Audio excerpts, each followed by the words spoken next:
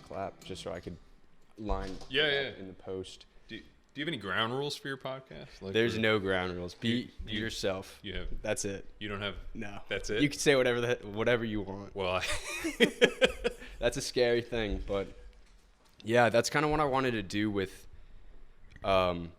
this show. Kind of is just I was telling you the other day, just be as open and honest and what's it called, like free. Be ourselves. So that's kind of what I want to show. Cause like I told you I'm so sick and tired of all the TV editing and just playing with stuff. Even have you heard about those deep fakes? Yes. Yeah, that's scary. Like you can literally. So the deep fake is you can get someone's face and make it show like they're saying something and talking in a different tone. But I hope we don't deep fake. There's a buddy of mine who just plays around with deep faking his face into scenes in various movies. Does he? It's just his thing to try to get to know the technology, and it's pretty funny. He'll post them and he'll be like, "Oh my god!" Does he do a good job at it? It's actually really good because the AI stuff really that they use in the video stuff really it learns from itself and it gets really good. I don't understand the technical part of it, but it's like you're like, geez, like the first few were a little like jarring. Yeah. And after that, I'm like, dude, that's his face. This is him. He's in these movies. If he should do that for like a Tinder or something, like deep fake his body, like his face on a big strong guy or something. Well, get a lot of matches. As you know, it's a lot of people have issues with this now because they're sort of like, how do you, when it's so easy to do that, what does it mean for politics, for example? Yeah. Right. They have a deep fake of someone committing a crime. Yeah. And how do you argue against that? Like, no, I have the evidence here. And it's kind of like, if you showed that in like a court of law, I bet the jury would be like, well, it's him right there. Like he did it. That is weird. That's going to be a weird thing that we're going to start to see. But hello, I'm James Cunningham. This is Mark Tasso. And Mark was my youth minister for 4 years and my brother's for another few, but great guy. Does a lot. And we're just going to start chit-chatting about stuff. But we were talking earlier about how, like Mark, so can you explain what classes, because you're also a teacher at St. E's.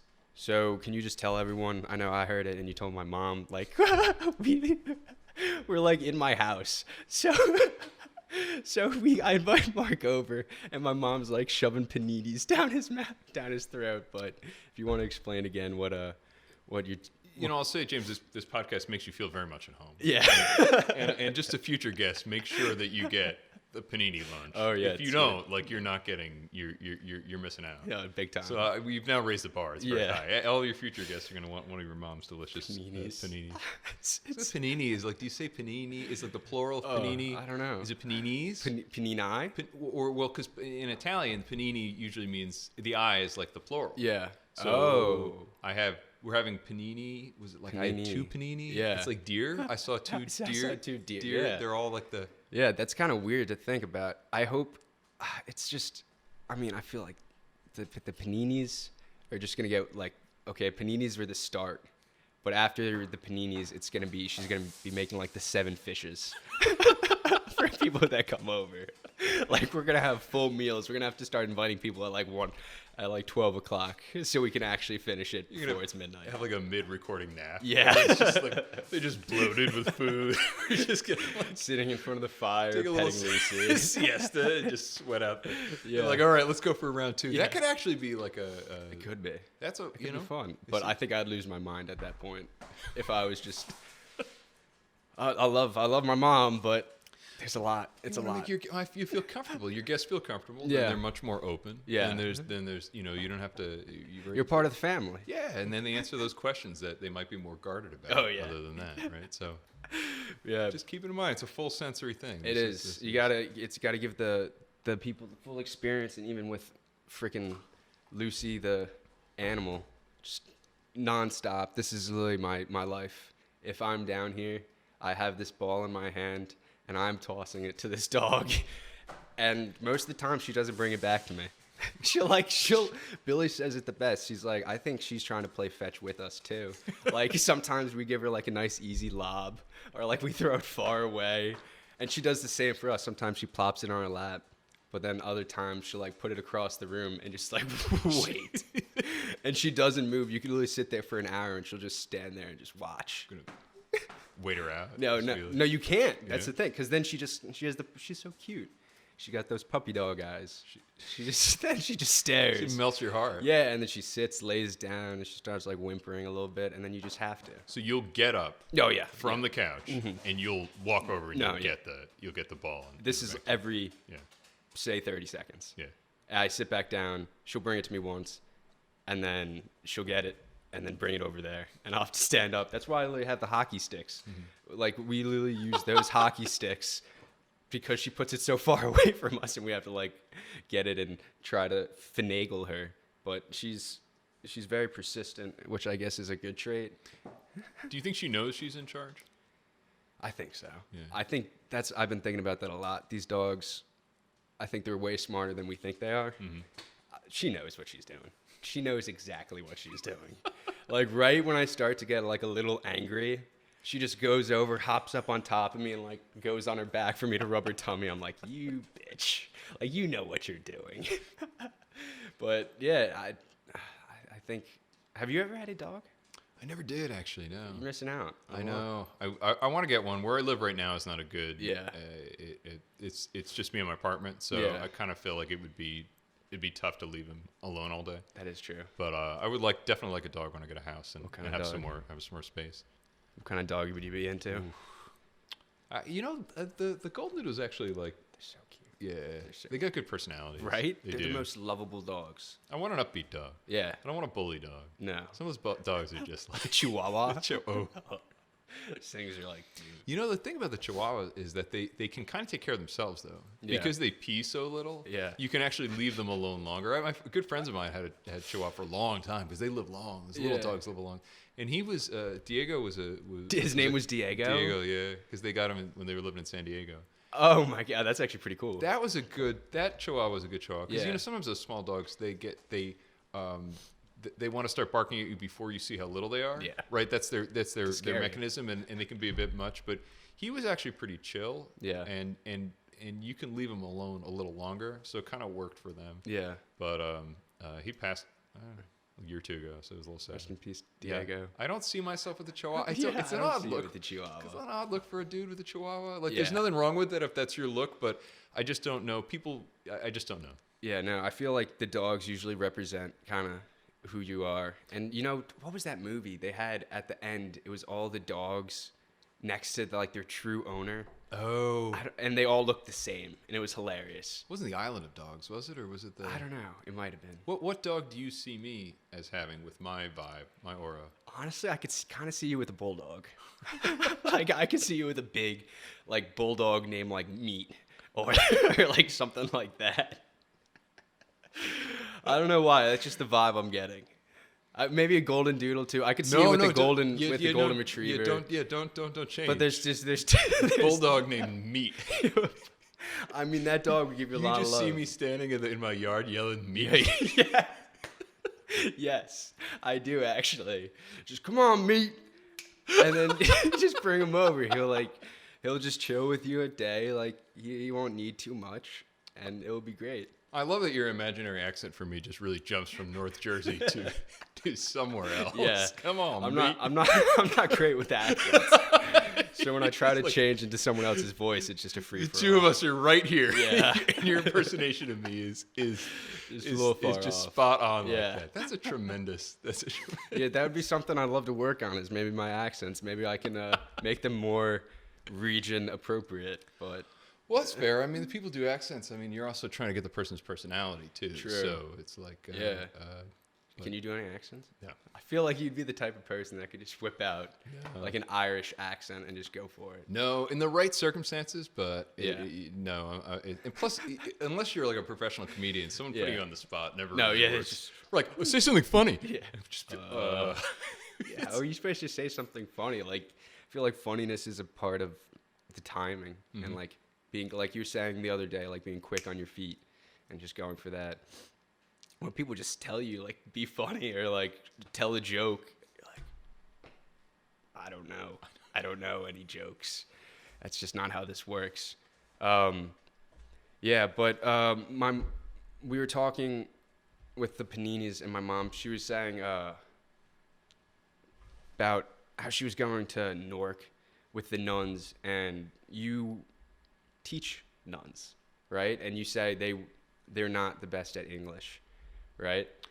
So where I teach, a lot of the nuns are international students, so English is not their first language, and so they've all learned English, but like there's and I say this as someone who barely knows like high school Spanish and Italian, right? So there's zero judgment at all. And I give them an unbelievable amount of credit, because not only are they coming to go to college in a foreign country, in a language that's not their native language, then they're learning from me. God help them. Trying to teach, theology is written in a very sort of, it's very academic. It's written in a very academic sort of language, and so that where you or I, the first time we're reading it as native English speakers, probably need to read it 2 or 3 times to sort of get, right? Because you're talking about things that are in some ways very abstract. So I give those the international students that I teach a whole ton of credit, because they're reading. I assign them readings that I would assign a native English speaking college class. Same thing, but they're really like, I'm sure they're reading 4 or 5 times. Yeah. And I think what I was saying was that's just it's a really humbling sort of thing, because it's like, wow, this person put this much time and effort into something. Yeah. And I think back to being at school myself. There were certainly times where, you ripped through it, you kind of skimmed it and put together a paper and got a good grade, and you're sort of like, it is definitely true in life, kind of like you get out what you put in. Yeah. And they definitely get that, because they put so much energy into it. I'll see insights in their papers where I'm just like, whoa. Yeah, because they read it so many times. Yeah, and it's yeah. I'm a student myself. Like what you're saying, like you can literally just skim it or get the things and then just get it up A or whatever you need just to pass. But to actually read it like that, I bet they're pretty good at accents themselves. I bet they could. Because coming in, like, I feel like English people or British people, they could just do any accent. You know, like someone from a different country coming to the United States. Like I have a British friend named Ray. Like what a cool name, Ray the British man. But he could just do an English accent. He could do whatever he wants. I don't get that kind of thing. But yeah, that is cool how they're. Theology, because that's what what is the class's name again?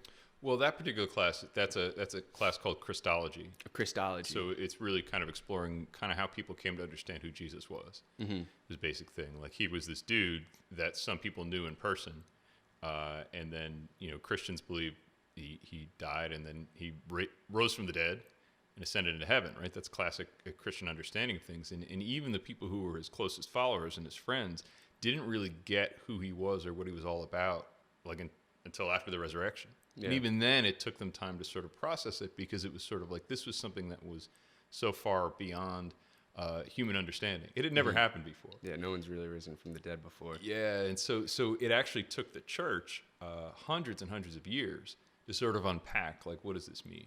And so that's kind of the idea of Christology, is sort of like how do you sort of figure that out, and how have Christians figured it out over the years? So it's it's a big subject. Yeah, that is kind of.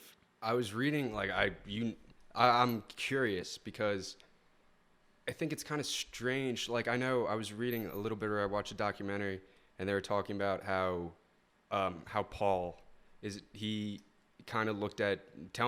Correct me if I'm wrong, but this documentary was talking about how Paul, like who wrote some of the Bible, looked at Jesus from the standpoint of that he was God. Like he didn't look at him from the mortal standpoint. And he based his writing saying like this is God, but the documentary was pointing out like he was like a man, and that's what his like followers and they're going to claim saying like he wasn't actually like wise men didn't come and stuff. That was just the story. He was like a poor. They said I think it was on history.com. They were saying he was a normal, poor man who was born into a big family. And he grew up during like the Roman, what do they call it? The the Roman Empire was just colonizing everyone and just brutalizing the Jews and all that. So he was raised during this time of inequality and despair, and he grew up during that time. But we don't really, there's not much of Jesus's early life until he met John the Baptist, right? Like, and that's when his story like really started. Well, in the Gospels, which are really, you know, they're testimonies about Jesus's life. There's a lot about his birth, and there's a lot about one or two things that happen when he's a kid, and then there's that story of Jesus being found in the temple, like he's hanging out in the temple. His parents lose him for a few days. He comes back, and then there's really nothing for about 20 some odd years until we kind of believe he was 30 and he started preaching. So what was the story in the temple? Because I'm not very familiar with that. I think it's so observant Jews at the time. The temple was the center of Jewish worship, because the belief was that God actually resided in the Holy of Holies, in the temple where the Ark of the Covenant was kept. And so the Jerusalem was a holy city, and observant Jews would go to Jerusalem several times a year at big festivals to pray and to offer some sort of sacrifice at the temple.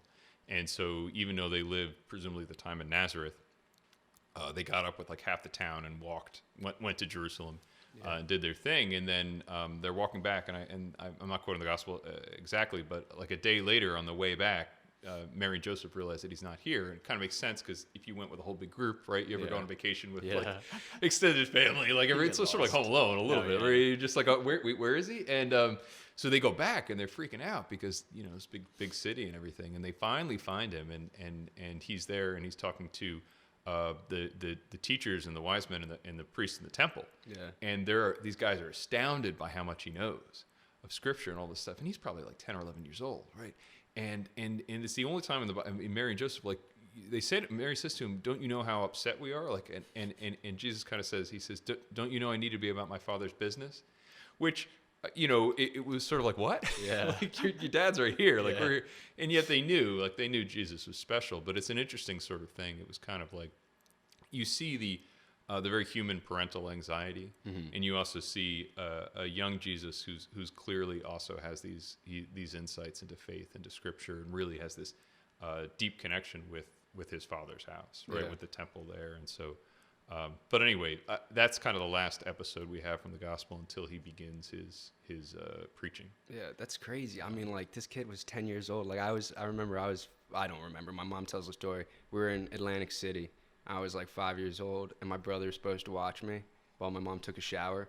And he was like watching TV, and I just walked outside, and I started just knocking on doors. Like, I wasn't telling anyone Scripture or anything. It just like I didn't know where I was.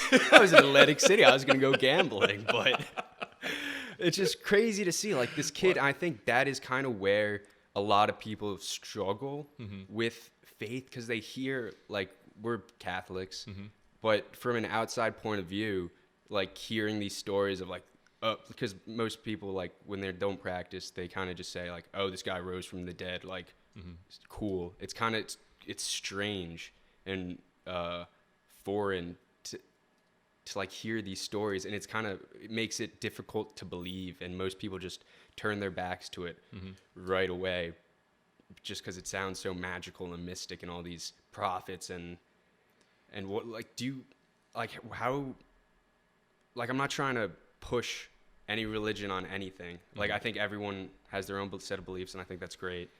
But there's something about Jesus that really speaks to me personally, because he was a man. Like, that was the whole thing. Like, he said, everything I do, you can do. And I think even if you're not religious or a Christian or a Catholic, like, you could still learn from that. You know, this guy was supposed to be literally the closest thing. He was God. You know, he did things perfectly, would you say? Or, like, how would was he perfect? Well, this is kind of the big, we were talking about, this is kind of one of the big questions of Christology, and it's really sort of one of the big questions about Christianity.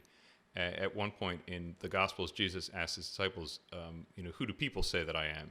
And they say, well, some people think you're John the Baptist, some people think you're Elijah, the prophet, come back, right? And he says, well, who do you say that I am? And Peter says, you are the Messiah, the Son of God, right? Which was one of the really first confessions of saying who he was, and right, and which is one of the reasons why Catholics honor St. Peter as being kind of like the head apostle and really sort of the, St. Peter was the first pope. All the popes are successors of Peter because he made that confession of faith. He said that. But that question about who do you say that I am is very classically the sort of question that everyone has to answer, but especially every Christian has to answer.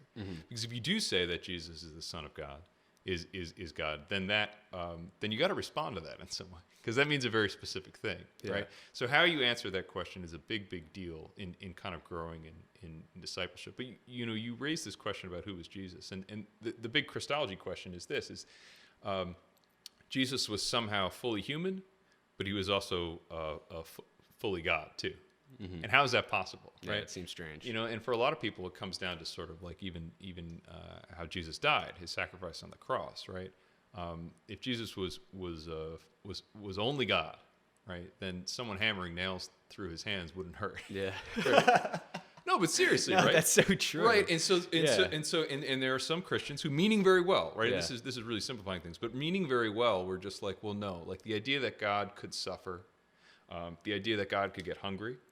Think about it. Think about all the things that humans do or that babies do. The idea that God would need his diaper changed. Yeah. The idea that God would need to go to the bathroom, like would do all these, is scandalous, right? And to a lot of other faith traditions' views of God, it is very scandalous, right? To Muslims and the Muslim understanding of God and Allah, the fact that God in any way could be weak or vulnerable, uncomfortable, right, unsure of something is entirely foreign and scandalous, and is not cool in that understanding of things. So for a lot of well-meaning Christians over the years are sort of like, no, like he was God, he was all God, and at times he seemed to be human, he was just sort of acting like that. Well, you can go along with that to a certain extent because you understand how Almighty God's amazing and created all these things and everything. Except then, what does that mean for what he did on the cross? Yeah, it means he was acting. Right? Yeah. It's like watching someone in a movie where he's not really shot. Yeah, no, he's just. So what sort of sacrifice is it if you're not actually hurting? What sort of sacrifice is it if you're not actually afraid? Right? And now there's a flip side of people who saw Jesus' humanity very much, and that's very clear throughout all the Gospels. Through when he was a baby, through other times, through when he was praying the night before, he suffered. He was really, really scared, right? And he had this really intense prayer. And their view is that, well, he was all human, and he's like he's like a great prophet and a great example for us. But the problem is, if he's all human, and how on earth could he die for everyone's sins? Yeah. Right? It's only you'd have to be divine to be able to have a sacrifice that meant something far beyond that. Yeah. Right? In other words, we know laudable people in history, Martin Luther King Jr., for example. Right, who died in pursuit of a quest of justice, and that is, an incredible example, an incredible, to people who are fighting against injustice and racial injustice and equality and economic injustice that's still very much in our country and in our world.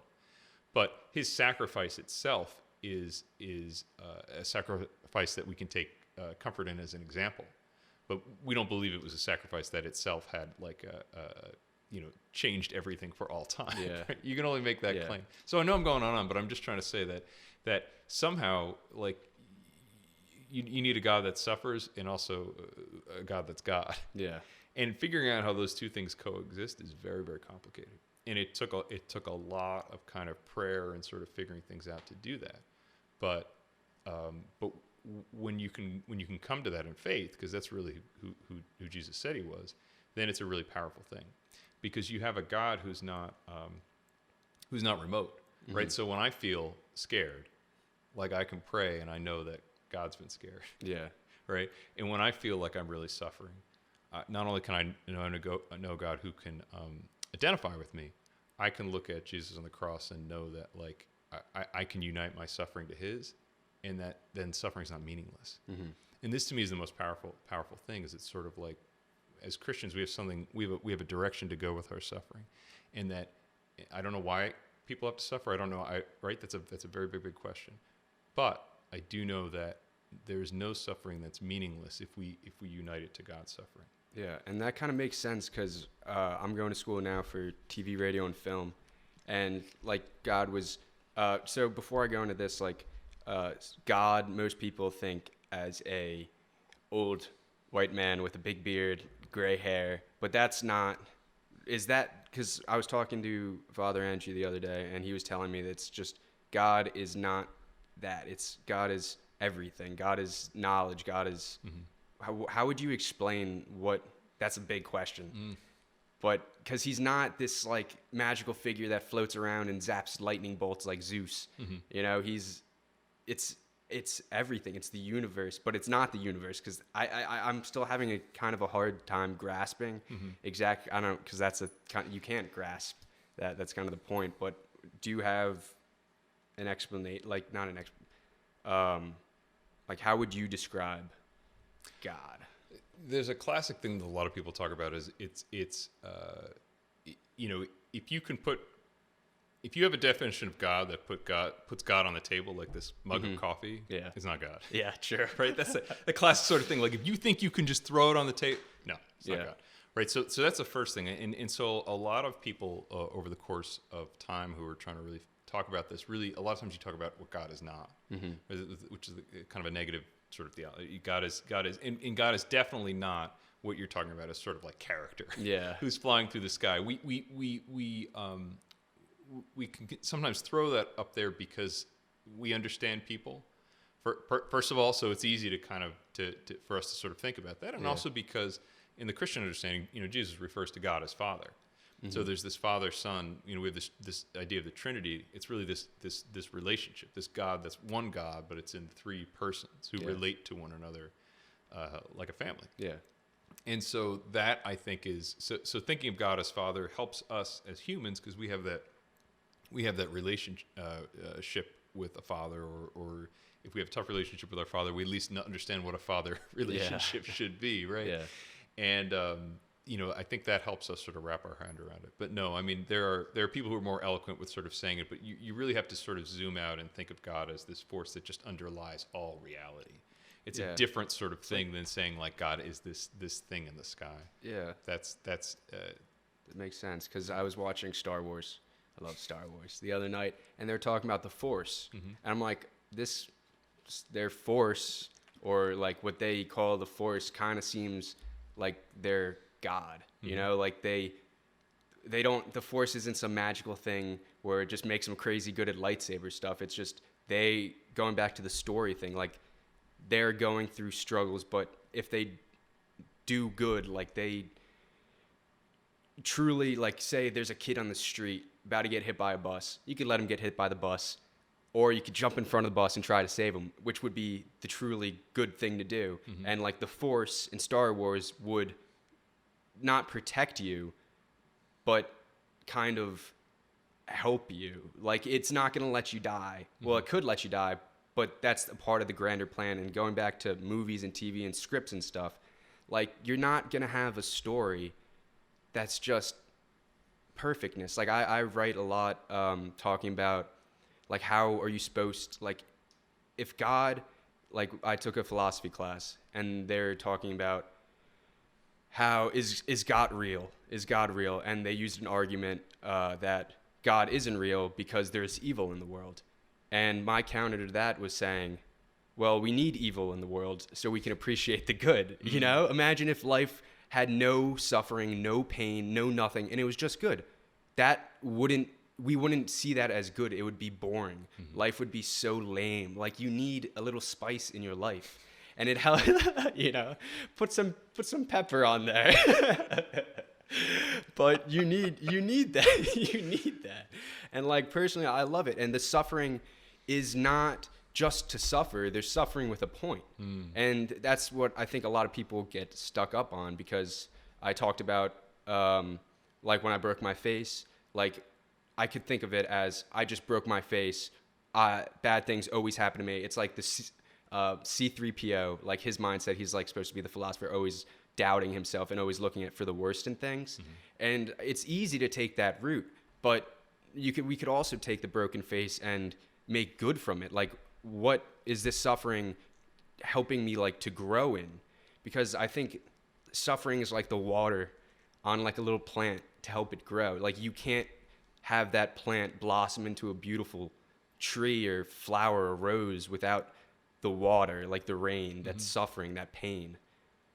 So my point pretty much is we need, like, I think the suffering, it may not seem like it has a point right now because we're mortal. Like we live 100 years. How are we supposed to see like Einstein and all these Galileo, all these people in the past, like they didn't even see what they were doing had such an impact on the rest of the world. They just were so slitted, like, you know, with those horses. Yes. with the face holders. I don't know what they're called. Blinders. The blinders. Yes, Yeah. It's like everyone just has these blinders on because we're not gods. We don't have the scope of everything. But if we did see that, like I'm thinking of, say, our world as a story, like a written story. The creator who wrote that story, like most good writers, know where they're going. Like I can guarantee you, if you watch Star Wars, George Lucas knew that Darth Vader was Luke's father at the beginning, because I watched last night and they drop hints. They give you past. They're like, hey, Darth Vader might be Luke's father. Spoiler alert, if you haven't seen Star Wars, like that's on you at this point. But yeah, Wasn't there oh, wait. No, I hear what you're saying. But I thought that there was maybe I forgot this wrong. That they weren't. It was actually a bit of a surprise. No. Yeah. When they got to the second movie, they were just like. Yeah, but that's the thing. Like to us as viewers, we didn't write it, so we don't know where it's going. And so when you watch it the first time, and Princess Leia or Luke walks in and says, "Hey, I'm Luke Skywalker," to Princess Leia, she's like, "Wait, who are you? You're Luke Skywalker, my brother?" And then he's like, "I'm here to save you." And she's like, "Oh shit. Like, yeah, it's not a family reunion. We got to get out of here before we get killed." But there's like little snippets like that. And then when Vader's there, they do drop hints. If you watch it more closely, like that's what really helped me, like my screenwriting class and all these production film classes I'm taking. It helps me see these little hints that wind up. Because if you just said, "Luke, I'm your father," I don't know the exact quote because that's not the quote. It's like, I think it's, "I am your father." Yes. But it got construed. Yes, exactly. Yes. I get the full embrace of Vader. Where's your black glove? Yeah. Where's your Vader glove? My bionic arms. Billy has a lightsaber upstairs. We got Baby Yoda too. I love that lightsaber. Oh yeah, it's Show great. Me that once. It's cool. It was like, but it's that's the thing. Like we can't see the whole story, but like after you know the whole story, you can look back and be like, "Oh, that's what that meant. Oh, that's what that meant." And then we kind of can take that in our own lives. Like when we did struggle in the past, we don't know what it means now or why we're going through this. But I bet you in 10 years, 20 years, you're gonna look back and be like, "That was a changing point in my life. Like that was so impactful. That suffering, like I needed that to grow." I think that's a profoundly insightful point, because I think it recognizes that life, suffering is a part of life. It is not just an add-on, an extra. To be human is to deal with suffering. And I think a lot of us who've sort of grown up around here in Morris County are sometimes, when we grow up, we're maybe buffeted from some of those things. Yeah. Right? We live in places that have a solid school system and generally stable economically. And it doesn't mean that we don't have issues in our families or we don't have challenges, that sort of thing. Right? Everyone has some sort of suffering. It's just kind of a question of whether you've had it in your life yet. Yeah. But it definitely sometimes in this area, you can maybe be a little less aware of it. Than maybe people are in other places. So the real question is, what do we do with it? And how do we see it? And it's a very tricky thing. I mean, and you talk about your philosophy class. It's one of the classic sort of objections to there being God. And they call it in theology the problem of suffering, which sounds like a really problem? There's probably a stronger word than problem. It's like, really? It's like, but really, like, so why, if there's a good God, then why does a good God allow suffering? And there's a lot of classic answers to it, and all of them are kind of like, they're tough because it's easy to sort of have discussions in a philosophy class or afterwards and just talk about them. But are they the sort of thing that you would go up to and say to a parent who's grieving the loss of a child? Yeah, it's tough. Right, and a lot of people mean well, but they'll just be like, if I lost, I don't have kids, if I lost a child and someone came up to me at the wake and said, I guess God just needed another angel, they'd be holding me back from You'd get a sucker punch in the face. Absolutely. And I would you blame him? No, I wouldn't blame him. I would punch you in the face too. There is a long line of people who are waiting to punch me in the face, James. So it's... So first of all, it's that you have to really, if you're going to talk about suffering, you better step back. Yeah. And be like, is what I'm saying just some sort of a sugary sweet thing that I read on a Hallmark card? Yeah. Because that's just crap. So first of all, you have to really have an eyes wide open type of a view about that. And then I think you can do this. Is that we don't believe God causes suffering. He clearly allows suffering to happen. He doesn't cause it; he doesn't allow it. And we see that sometimes good things do come out of suffering. All right, I don't believe that God causes that suffering so that good thing comes out of it, because then it's the same sort of thing. Like, don't you wait, something will come out of this. That's great. Well, no, like you need to be able to hold in your mind two things. First of all, that this is incredibly sad and tragic, and also be open to the fact of seeing some growth or thing that comes out of it. And you can still, years later, keep those two things in your head.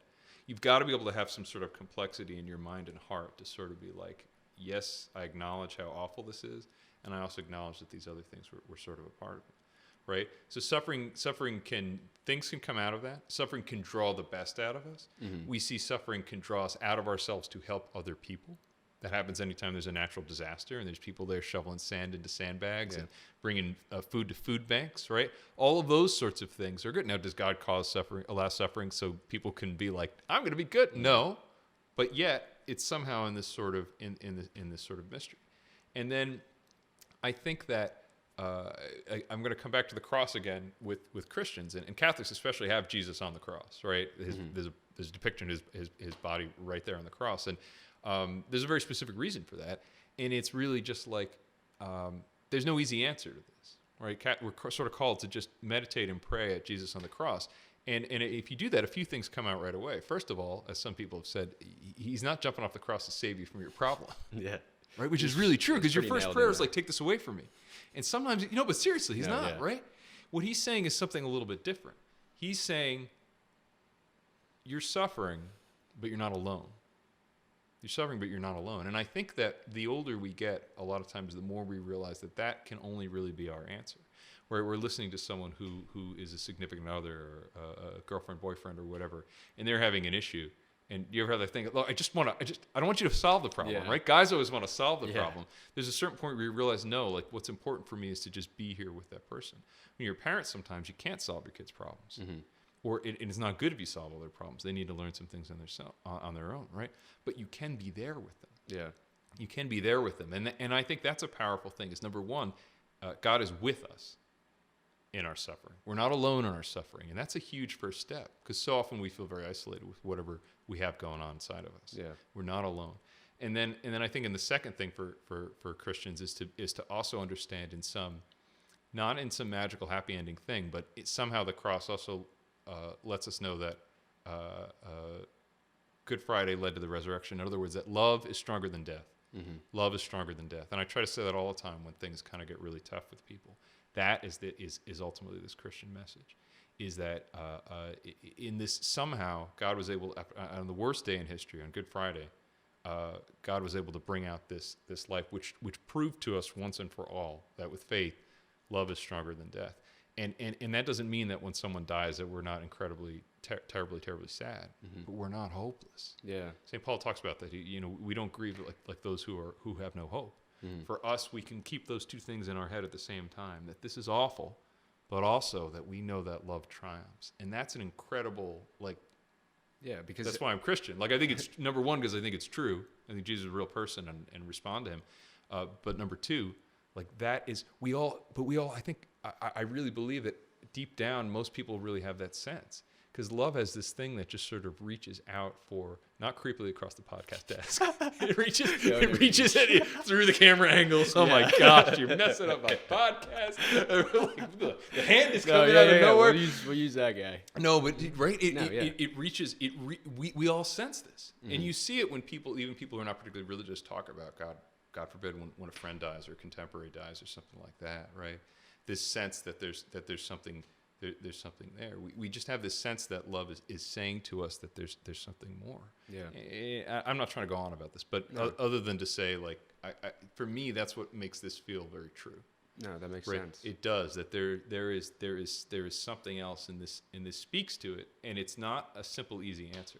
Yeah, and I think that's really powerful because you're saying how the love, like when, say, someone dies, like the reason we feel suffering and pain and hurt because of that is because the root of that was true love. Mm-hmm. You know, the love is there, and that's why when they pass on and they're not here with us anymore, we do feel that hurt and we do feel that suffering. And it's kind of beautiful because, like, it is because there was love there, and there still is love there. They just passed on to another plane. I don't know where people go when they die. That's who knows. But it's still there, and I think that is really beautiful, and I say it all the time. Like, The Midnight Gospel did a great job. It's a TV show on Netflix. Crazy animations. But they really, the last episode dives into that, and if you don't cry during that, like, I don't know, like, you're not a person. Like, seriously, that show is really awesome, but it tackles, like, those big questions like that.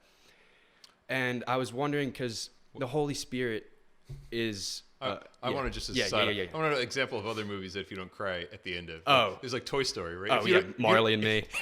Like, come on. That was, I think, the first movie I cried at. Yeah. In theaters, I was like 8 years old, just bawling my eyes out at this. This is the Fast and the Furious one. Yeah. Where they... that one. Yeah, come on. It was Paul Walker. Yeah. Right? That was so sad. With that was See You Again, Wiz Khalifa. Who would have thought Wiz Khalifa was going to make me cry? But he did. I was on a plane once and watched. This was one of those where the screen in front of every seat, right? It was like, of course. And I watched this movie called The Fault in Our Stars, which is like a I don't even need to see it. I know it's going to make you cry. Right, and I know it. I was like, I don't even know what this is, right? And I'm there, and I'm like yeah. In the middle of a plane. And like people are walking around me, and I'm just like, and so I go to some youth group event like a week or two later, and I mention it, and all the girls are like, of course you'd cry. Yeah. And I'm like, and the guy's like, why are you watching that? It's the point. It's just so touching, and I bet that the seat back just... They just always go back. I feel like no matter what seat I'm sitting in, I can move to a seat where there's no one in front of me, and they're just going to recline it and just go right in my face. So you're primed to weep at that point. No, yeah, exactly. You're so engulfed in it. You're so disappointed. Those movies, they know what to do. That was a book right before. I think it was, yeah. Yeah, and then they're like, wow, a book made people cry. Well, yeah, it's like Ansel Elgort or whatever this dude is. It's just like, this was so, but I don't know. Planes, you sort of have privacy. Yeah, like no, you have no privacy on a plane. I know, but you're in this in-between zone. It's kind of like airports are weird places. Hopefully we all get back to flying soon, but you know what they say? It's like time, normal social standards don't apply.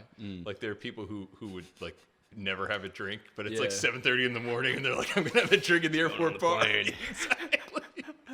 It's like you sort of pass out of all. It's sort of the liminal space. It's like 5 o'clock somewhere. You're literally in an airport. Flying on some vacation. It's like, let's just do this. Going through time zones, throw a few back. But I thought it was like, it's interesting because you're talking about God, and one of the great definitions of God in the Bible is God is love. And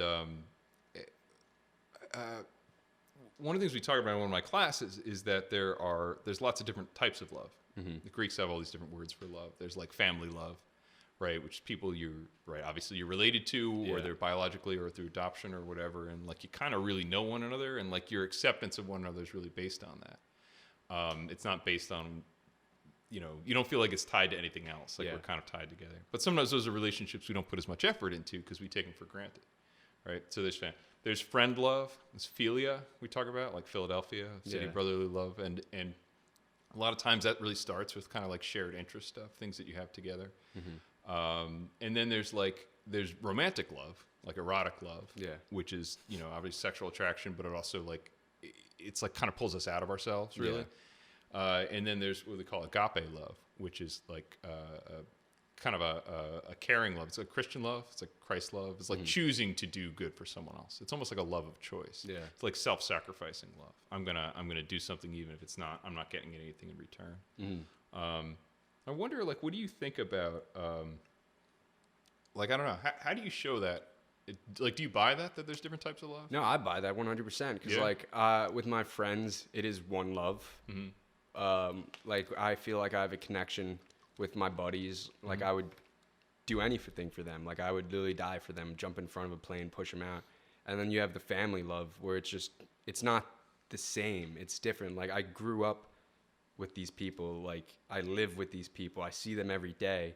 And I may not, like, with my friend love, have this, like, hey, we could just go do whatever, like, with my family. But it's different because we know no matter what, like, I had friends in middle school, elementary school, high school, college, whatever. And you were saying the other day, you can't keep in touch with everyone.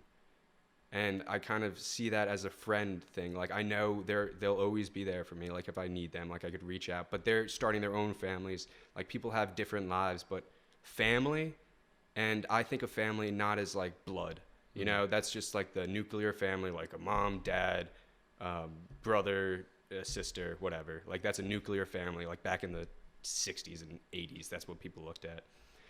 I kind of look at family as, like, who is around you that really means the most. You know, like, I come from a divorced family. Like, my mom, and I live with my mom, my brother, and my 2 dogs. But my dad, he may not be in our house, but he's still, like, my family, you know? And people don't need blood to have family. Like, when kids are adopted, or, like, you, like, I would consider you my family, like, because we just have that bond, you know? Like, we've been through a lot together, and that's something that is beyond friendship, I feel like. I don't know if that really makes sense.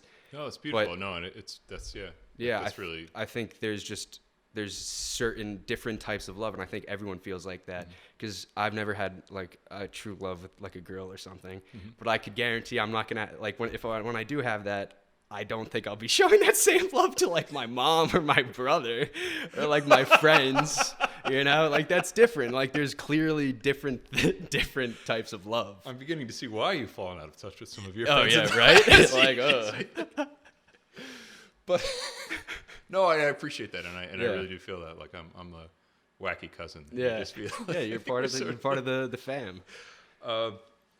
I think it's a powerful thing. Like, I think it's something I keep coming back to too, because I think it's like guys and their friends. Like, a lot of what you do stuff together. Yeah. Right. Yeah. A lot of times you're friends with guys on a team.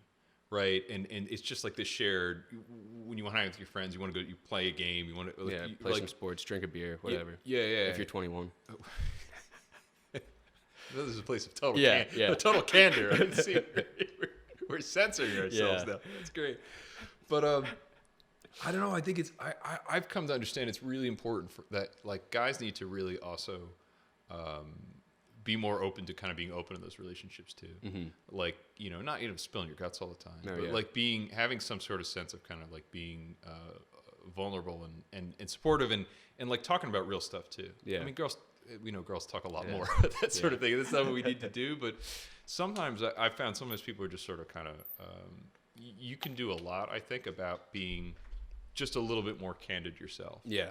You know what I mean? When, like, how you doing, man? I'm good. How are you? Yeah. But can you unpack that? I'm good. Right? Well, well, no, actually, it's like a little tough with my girl, or this, like that, you know what I mean? Or I'm really dealing with some anxiety now, or that sort of thing.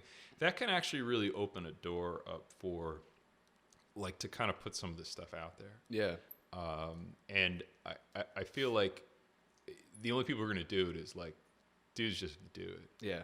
You know what I mean? I'm not talking to, like, the first time you meet someone, just start talking about everything. Hey, you want to hear all my problems? Like, that's not a good way to make a friend. Well, I mean, you're in a fraternity, right? Yeah. And so what is brotherhood? I was gonna bring that up because most people, when they look at a fraternity or hear fraternity or Greek life, they immediately think, like, drugs, bad stuff. These guys are assholes, whatever. So stuck up.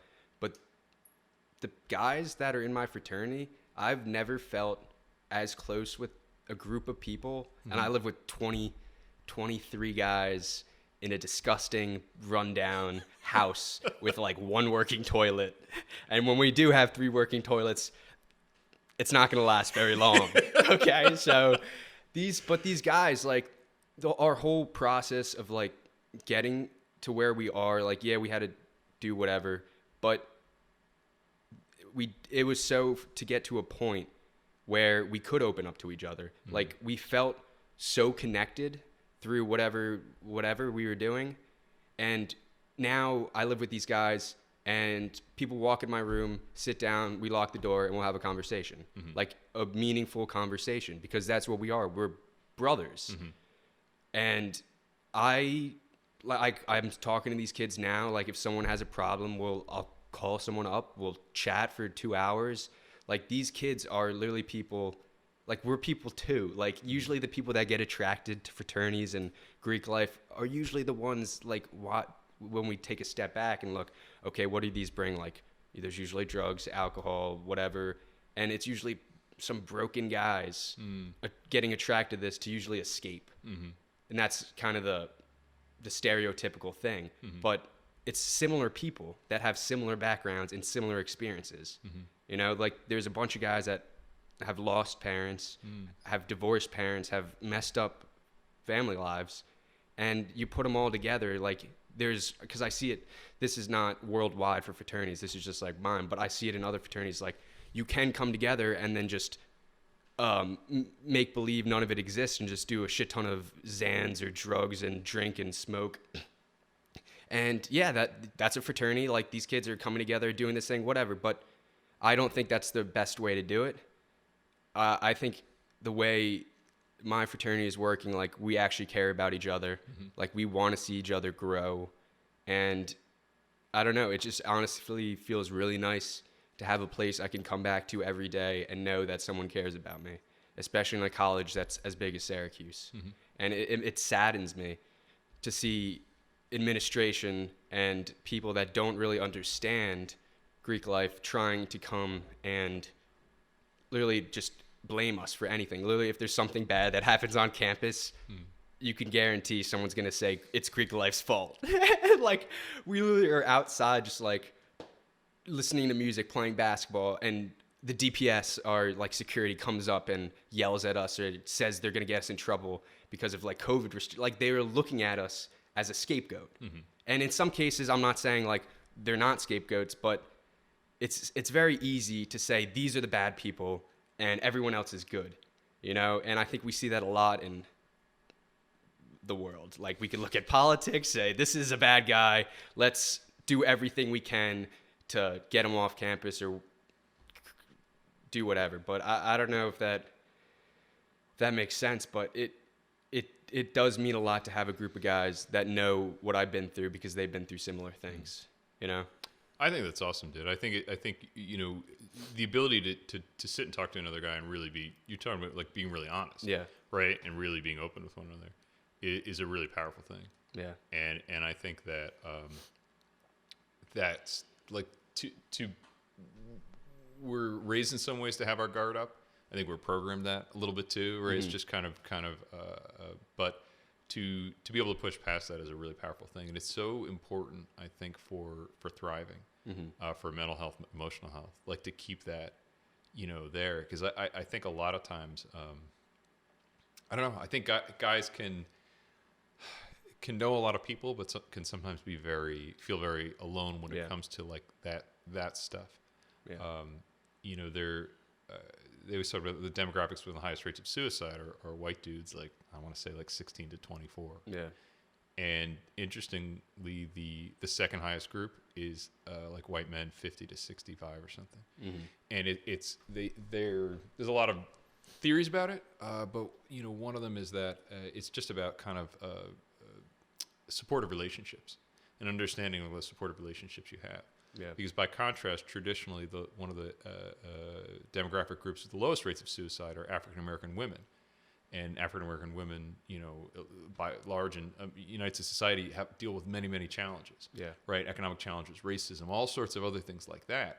And you're like, why is that? Right. Like the group that's dealing with kind of the worst stuff has mm-hmm. one of the lowest rates of suicide. And they said, by and large, many African American women have many other women, whether family group, community group, a church group, that they can be open with and lean on, and be able to sort of deal with the challenging parts of life. Yeah, gives them a community. Yeah, it is, and it's kind of right. And now there's a lot. I'm way oversimplifying something, and I'm not in any way like a scholar of this stuff. But I think that there's a real truth to that. And what do we know about what do we know about dudes, right? It's very strong. Yeah, and to not have sort of that vulnerability, and maybe if they're in a relationship, maybe their partner, but we all know that, like, especially when you're dating, like, those come and go. Yeah. What do you do when that person's gone and you have no one that you feel like you can do? So I'm a big believer that kind of what you're doing with those relationships is a really powerful thing. Mm-hmm. And I think it's like one of these things. I have a friend, Mark Jacobs. You know Mark, right? I know Mark. For researcher for Appalachia. Kentucky. Yeah, and his whole thing is always like, Brother Tasso, right? He always calls her, this is like Brother Jacobs, right? Yeah. And we have this thing, and anytime I ever talk to him, he always ends the call with like, love you, brother. Yeah. And I always say it back, right? And I do that with some guys, and it's just like, the first few times it's like really... Yeah. And I'm not suggesting you say that to everyone. Yeah. But at the same time, it's actually, I think it's like a really powerful thing. I really do, because I think a lot of guys don't necessarily feel like loved. Yeah. And we sort of, our society right now really overly sexualizes love. The only love we really sometimes feel like we can say is this erotic, and that's a great thing, and that's its own thing, and that's a roller coaster of a lot of things, right? So that's a poem right there. That's an erotic poem. Oh, all right. Well.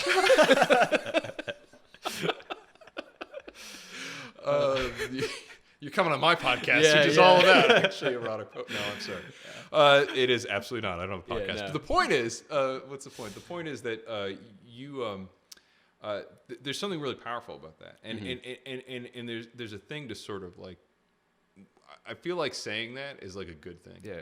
And if you can say that to some of your friends sometimes, like in a way that doesn't weird anyone out, it can actually be like a really reinforcing thing. And I don't know why that's on my mind, but I just feel like there's a lot of people out there sometimes that feel like they need to be a one-man army. Yeah. And as a society, we don't necessarily equip people well to do that. And especially when guys are, I'll bet you would say that like when you're on a team, right? Yeah. Right? Lacrosse, right? You were on a state. Oh, you were on a I wouldn't say I won a state. You were on. I was on a team that won states. Okay. Did you get a ring? Oh yeah, I got a ring. You got a ring? Where's awesome. Where's the ring? Why is it the ring? Oh, but it's pretty cool. I mean, I can't rock it. People ask like, "Oh, what'd you do?" I'm like, I was a big bench enthusiastic. Did you ever wear it, or is your finger not strong enough to wear it? My fingers got to get a little weaker. I'm not used to wearing big rings like that. I got like I'm in this workout program where trying to get my fingers. Why is James always he goes to the gym and he just does fingers? You're like, every day's finger day, boys. Gotta get ready. You feel like the guy who goes to the gym and just does the most. Well, that used to be my thing with traps, right? Traps? Just do it all day. Every day's trap, boys, dude. Traps, boys. Get them big. I love that. The traps. First thing girls look for is traps. Yeah, it's the traps. I mean, you see the neck, and then you see the traps. That's all. It's just. Like, that's all they care about. But it is nice to say like I love you to another guy, because I do say that to like my guy friends and be like, love you, boys. Yeah. And it's nice because what we were talking about earlier, it's like. How Jesus is always there for you, like, but this is showing you like people are here, like something that is like that coffee mug is always going to be there for you. Like, I love you, I'm here for you, like I would do anything for you. Yeah. Like you can't toss that. You're not going to toss around like love you, bro, to some guy you don't know on the street. Maybe, I don't know who you are. That's not. Yeah, it's not my style though. Like I'm not gonna like get a cup of Joe and be like, love you, Mocha Joe, but. But it is nice because I think going back to the like how Lord is the Trinity, the Father Andrew was explaining it to me like there's God. Well, you need two. With love, you can't just have a one-way thing. Sure. You need someone to give the love and someone to receive the love. And correct me if I'm wrong, but like the Holy Spirit kind of acts as like that love between like connecting the three of them. if you want to talk. Yeah, more no, that's a great way to think about it, that's we always Father Andrew knows, yeah. knows what he's talking about. Absolutely, he's a good priest. He's a good dude. So, but yes, I mean that's that idea of kind of an understanding of like you love is people say love yourself, and I know what they mean. Yeah, because you do need to accept yourself and understand that you were beautiful and made in the image and likeness of God, and you have goodness, right? And even if you're brokenness, but you can't technically love yourself. Yeah. Right? Love is always something that actually seeks something else out. It draws us out of ourselves. That's the best thing about love, is that it keeps us from just being inside of ourselves. Yeah. There's an otherness to it that is actually really what it helps us grow, and it helps us not be, I don't want to just say selfish, because a lot of times when people come in, it's really because they've been hurt. Yeah. They're protecting themselves. Yeah, exactly. Right. And that's a tough thing. We do this in search, kind of this understanding, like if you just there's a lot of understandable reasons why you can be like this, right? You've been hurt through sin, through all these habits that we have and all these things. But until you can kind of like break free and open up and right, there's just, you just feel it in your physical posture of being open to love, being able to hug someone, being able to, right, to accept love and forgiveness. There's an openness that's a really powerful part of that. Yeah, and I think that is kind of nice. I think most places do this. Most schools, like we had a peer group when I was a freshman in high school, and they used the example of like, I'm going to use an example of a mirror because I like it better. Like, you have the mirror of who you are, say this is you, and then when you're hurt, someone takes a hammer and hits the mirror and it breaks off a little bit. And then eventually you keep getting hurt, and then you're shattered on the ground. And that's kind of, and then they use the example like you have to piece it together and it's never going to be the same. But I say phooey on that, because like the point is we are going to get hurt. Like, that mirror is not going to be there, but we can I saw this somewhere, I don't know where it was, but you could take the glass pieces and make a little disco ball out of it, you know? And then like, how beautiful is that disco ball? It reflects the light, and it's something, but it is just broken glass. Like, that's what it is. And I think it's unfair. It's when we were talking about like loving yourself, it's an easy way to say it. And I was talking this with my grandma the other day, but it is more of accepting who you are, because you aren't going to get those pieces and fix it together, but you have to accept where you are now and be okay with that. And then, I don't know, go from there. Like, try, like, what do you think about that? Like, if you wouldn't say like love yourself, how would you put it? I think it's self-acceptance. I think it's first of all, and it's being able to look in the mirror and really kind of try to look at yourself with honest eyes, which is not easy to do. No, for a lot of people. That's the life of a work of a lifetime. People go through 12-step programs is a big part of it. One of them is taking a fearless moral inventory, which is a little bit different, but it really is trying to look at yourself honestly, and really be honest. And you know, there are parts about me that are this is kind of who I am. They're quirky, and there are some parts of me that are broken, right? They're broken because I've been hurt. They're broken because of sin, right? I mean, this is a really important part of like how I understand the world. Christians understand the world, is that, you know, we there are scars from of, you know, the things that we choose. We know are wrong, we choose the wrong, and I mean that can kind of build up, and it's why for us, you know, forgiveness is important. For Catholics, going to the sacrament of confession, talk like and letting that go. But those things can still sort of be there. One of my favorite 2 Corinthians chapter 12 is a really powerful one for me, and it's kind of like Paul is talking about he has his temptation. And he doesn't really say what it is. He's just like a thorn in his side. Everyone's like, "What's his temptation?" Like, I don't know. He's eating too many marshmallows or something like that. Whatever they. Right? He's like, he has some sort of thing, and he kept praying for God to take it away. And God's like, "No." He's like, "I'm not taking it away. My grace is sufficient." Right? Because he essentially says, "Power is made perfect in weakness." And he goes on to say, essentially, so then when I'm weak, I'm strong. In other words, he's saying like, there was a danger of Paul getting too proud. Because Paul was having these revelations. Paul was really like you know, Jesus, resurrected Jesus came to Paul on the like he was really you know, he had this main line to God, and so there's a way of him just kind of maybe becoming too proud, and he was like, no. So God was telling him, look, my grace, you need to lean on my grace. You need to lean on my love, and not think you're getting this under your own power. When I'm weak, I'm strong. And for me, that's really been like. There've been certain times where you can just kind of get kind of overwhelmed, where you just I have challenges. Like I have ADHD, which for me means that sometimes I don't organize things as well as I should, and I get into a pickle now and then because I should have sent an easy email like 2 months ago, and now it's like the night before or something, and I'm like, builds up, right? And I found in those moments that I had a really powerful time when I was kind of upset and I was praying about it, and I heard in my head, "My grace is sufficient," which I swear was God speaking to me. Yeah. Right. Speaking through scriptures, like, I hadn't heard that phrase in a while. I knew what it was. That was like, and what it was, what I took from that was, God said, look, like when I gave you this job, whatever this job was, I took into account the fact that you're not that organized. Yeah. I took into account the fact that you get distracted. He said, if this thing rises or falls, it's not going to be because of that. It's going to be because you didn't love enough, you didn't trust enough. Yeah. And that was, to me, was like one of the most powerful sort of moments in my life. There's a sort of understanding that, look, like, there's an old saying, God can write straight on crooked lines, right? He finds a way to do that, right? Yeah. He knows that. And so when you talk about self-acceptance, it's that. It's like, there are these parts of me I need to accept. There are these parts of me I need to open up to God's grace for forgiveness. And there's also this part of understanding that when I'm weak, I'm strong. Now that's that's kind of a flip of what we normally are, because guys are meant to get strong, right? Mm-hmm. Many of us feel like we have a role to be protective, or a role to be some sort of thing, right? Our strength is a good thing. Yeah. There's nothing wrong with that. But if we think we're only on our own steam, that's when we get in trouble. Yeah. Right. And so I just love the paradox of that, of this sort of like, no, I have to understand that I need to be weak enough to really lean into God's grace, and then that's a true strength. Yeah. Is that helpful to you? That makes so much sense, because literally last night, you know me, you've known me most of my life. I like to, how you say, burn the candle from both ends. I like to do the best I can, because that's just how I was always raised. Like, I was never the best at hockey or anything I did, but like my dad taught me to give it 150%.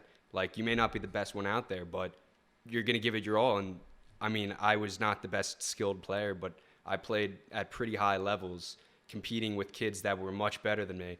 And I could keep up, because I would just keep going. But that kind of taught me, it had its downfalls, because now I always, no matter what I do, I have to do it 150%, and I don't really give myself that break. And I've been trying to follow God's path recently. Like, we were having a conversation before, and I was struggling because I was trying to be perfect. I was literally trying to be perfect, which is impossible.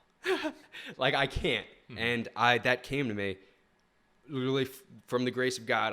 I came home after having dinner with my dad's last night, and I was laying on my bed. I'm like, I'm literally just trying to be perfect. And I just look up on my phone, trying to be perfect. And it pops up literally exactly what I need to see. Like, all the stuff I did, it was like, you're not, like, it said, like, if you would give advice, if you were someone else and you're giving advice to yourself, like, it's like I was keeping myself to higher standards than I would keep to anyone else.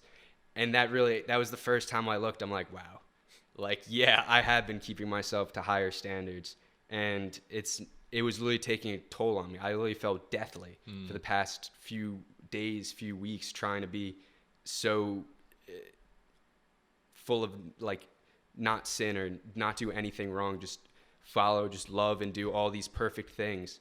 But I'm not perfect, I'm mortal, I'm a man, and I do have these flaws, and I needed to accept them. And once I did accept them for who I am, like, that thorn in my side, like, I really felt like a weight lifted off of me. I was literally just laughing at myself. And it felt so nice just to, like, leave that thorn in there. Because, like, when you get shot with an arrow or something, like, okay, if someone's still using a bow and arrow, if you get shot with an arrow, like, I don't know, like in Game of Thrones or something, if you pull that arrow out, you're going to bleed out. That's true, right? Yeah. You have to leave the arrow in, and I don't know, go to a doctor, go to someone that, well, you're not going to be this. I don't know if that kind of makes sense. You can't just rip it out on your own. You need kind of just to leave it there and just to accept it, which is kind of nice, and it was freeing like that. But I know I'm going to fall into another pitfall, but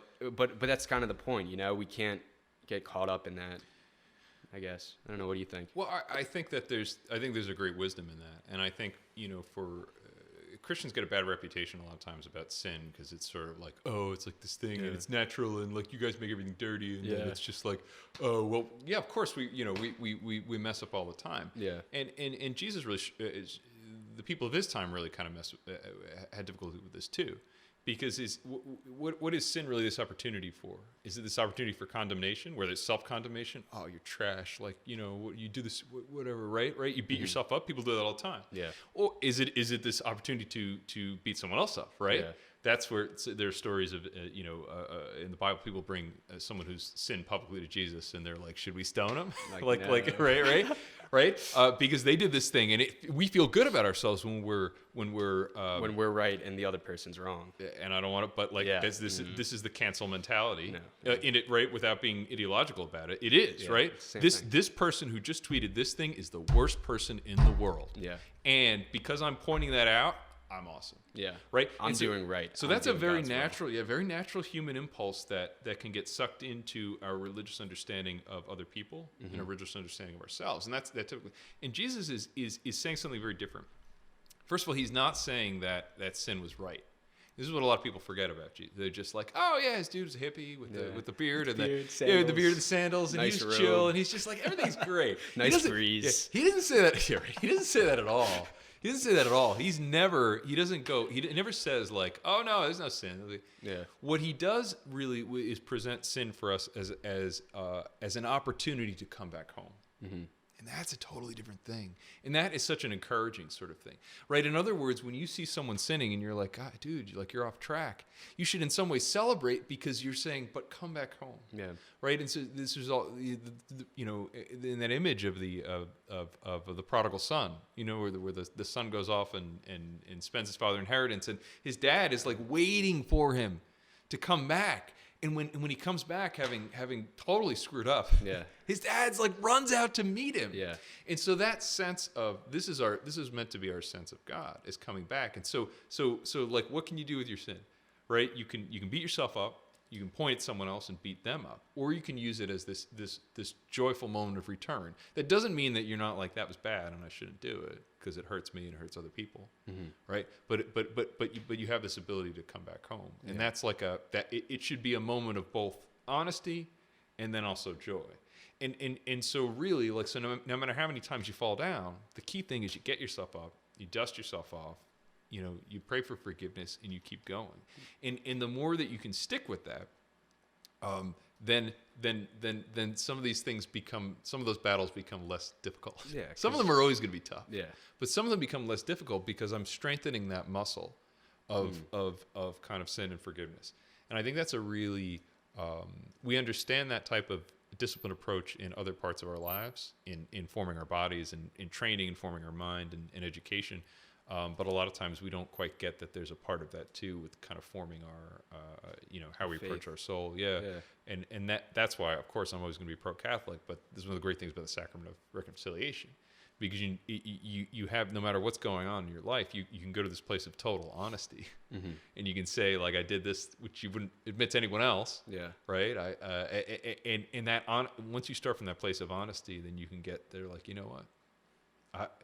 There's once you let that go, a bomb can only go off once. Yeah. Right. Yeah. Sure. No, it's not that that's. But you know what I mean? No, yeah. It's on, and then it's done, and then it's gone, and that is an amazing gift, because when you don't do that, what happens? And this is what a lot of people really walk around with. You have the combined weight of all of that, and you're just carrying this weight all the time, years and years of all this just like crap. And without any of that freedom, and that drags you down after a while. Yeah, and it actually takes a toll on your body. Like, if you actually have stress, there's scientific data that says, like, your back will hurt, like your lower back, with different type. And that's why I think science is beautiful, but there's more to life than just science. Like everyone always says, you can't measure love with science. There's clearly another aspect of life that we're not looking at. And I was watching this thing on Netflix the other day. I only watched 2 episodes. It's kind of, I don't know how I felt about it. But I took what I took from it. It was a show about death. And the first episode, was about near-death experiences. And across the world, millions of people die, like pronounced dead. And they go and they feel this warmth and all this, like the brain is dead, the heart's done. But they see like this woman was getting surgery, like they cut off the blood to her brain, so she was dead because she had like a artery that was too big. And when she got back, like she survived the surgery, God bless, she explained what tools the doctors used on her, who was doing what, and it was perfect. The doctor was like, I don't know how she did this. This makes no sense. But it just shows that there's another reality that we can't see. Like, we think everything's three-dimensional because that's just what we perceive. Mm-hmm. But there's what science is now showing, like physics and quantum physics, is that there is another dimension. There's something that we can't see. Like, and I think we're starting to understand that more.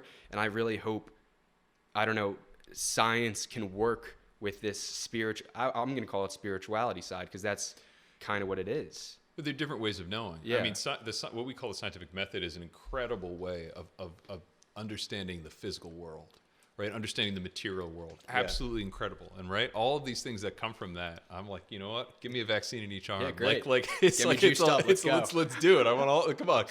Let's go. But Pope John Paul II, Saint John Paul II actually said, you know, but reason is one way of knowing things, mm-hmm. right? And we're not opposed to that at all. Right? We think reason can bring us to God, first of all.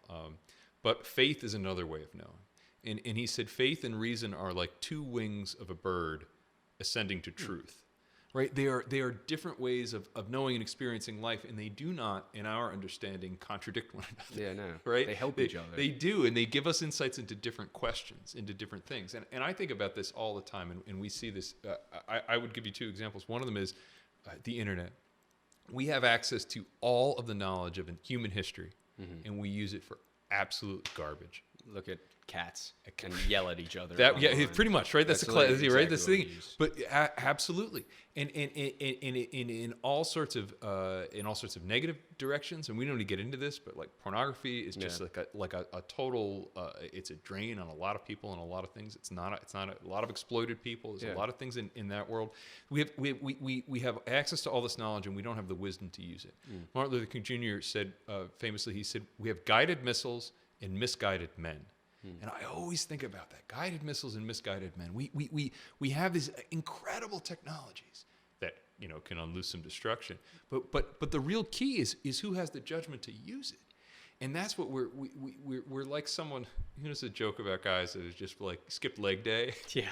We are really like the society that like has skipped, it really has. That's true. Like all I'm going to do are the muscles that people can see. Which are not really like the real lifters, right? What supports you? Yeah, so much of it is actually legs and back, right? All those things. No, I'm going to do like these muscles. Curls for the girls. But right? Yeah. And you're just out of whack with that. We know so much. I'm in awe of what an amazing thing that our brains are, that our gift that our brains are to be able to know so much about the world. But we have so little wisdom, and we look back on people hundreds of years ago, and they didn't know about as much, and we can laugh at them that they thought that, you know, clouds had wings or something. Yeah. I don't know what they had. It just feel like that the sun revolved around the earth. Right. Which all right, but at the same time, you know, you read what people said, and they had some amazing insights into the heart. Yeah. Amazing insights into you know, why we're here and what it all means. Right, they really sat with these questions, and we're in nature, and we're in wrote music that blows your mind if you actually sit down and listen to it. Right, these people lived fully in a way that a lot of times we don't. I mean, we're a bunch of people who, you know, how many people in relationships with people that they've been with for months and hook up and know they're friends, but are so scared to even say that they may even like one another. Yeah, we've right? lost touch. You want to tell me that you're right, that there's not a huge problem with how we sort of find, you know, when hook up with someone on the first date, or not even a date, people don't even date. Like, I can't even tell her, right? Yeah. People live together. People move in together, and they don't even know if they like one another. Yeah. That's crazy. They're not on the same page. But right, because we're not in touch with our hearts. We think we're so smart. Yeah. And the reality is that we are and we're not. No, because that makes sense. Like, technology is so new. Mm-hmm. When we think about it, it has come in my lifetime, and I'm only 20 years old. I was going into high school, or going at the end of my middle school, going to high school when the first iPhone came out. Like, that's crazy. The world has taken off, and I personally do not think we've learned how to use these tools. It's like if you gave me, like the cavemen, you gave them fire, they probably don't know how to use it. They burn down some forests, like they'll burn themselves. But after a while, they start to understand it, start to learn from it, and then they could cook stuff with it. Yeah. But I feel like at the point we are with technology is we don't understand it because it's so new, and we're so naive to think that we now, because we have all the knowledge in the world, that like that's it. But we have to use this technology. Like if it goes, I like this. People always think like Terminator is going to be the end of civilization. Like people are scared. I'm scared that technology is going to take over, but it's not going to be a huge robot that's coming to kill everyone. It's going to be what we're seeing now. People getting lost of what true humanity is. And we see that with social media. You see these people showing that they're happy, but that's just fake bullshit. What they want you to see, that's just their curls. You know, they're not. You don't see their legs in the metaphorical sense. You know, they are skipping the leg day of human emotional moral development. I will stand by that. I will stand by that claim. But it's easy to see. Like I could play video games my entire life and not look at myself. It's easy to get distracted by other things, and technology makes it easier than ever before to be distracted and avoid and run away from the problems. And that's why I love the saying, like, you can run, but you can't hide. You know, you could always run from your problems, but you're never going to be able to hide from them. You can. It's a pretty foreboding statement to love. No, yeah. You're like, but I didn't. You're like, I got this tattoo, and it says, "You can run, but you can't hide." I'm like, yeah. But like I always thought of it as just like is that basement door locked? Yeah, like lock the door. Like you can run, but this kid's gonna keep coming after you. No, but I always see it in these horror movies and like these TV shows. Like the bad guys, like you can run, but you can't hide. But it's true. Like you could look at those bad guys as like your struggles in life or your pain or your suffering. Like you can run from them. Yes, you could avoid them. You could shove them down. You could do whatever it takes to not feel them. But at a sooner or later, like it's gonna boil up. Like when like it gets to a point where you just can't hold it anymore. And I think everyone reaches that breaking point at some point or another, and some people just lose it, or some people find an even stronger way to avoid it, because it is very hard, and it's a lot of emotions to accept everything that's going on. I feel like, but we need to face it head on. That's literally the only way, and it's gonna suck. It's like going to the gym, and that's another thing I love with like the faith thing, like the faith metaphor. It's like when you go on a bench press and you're like benching, if you bench too much, like it's just gonna fall on you, but you need that spotter, that faith, that support. Yeah. And even if they just put a finger, right, you just go boop, and they're like, I didn't even touch it. But it was just that feeling that someone was with you, someone was there to help you catch it.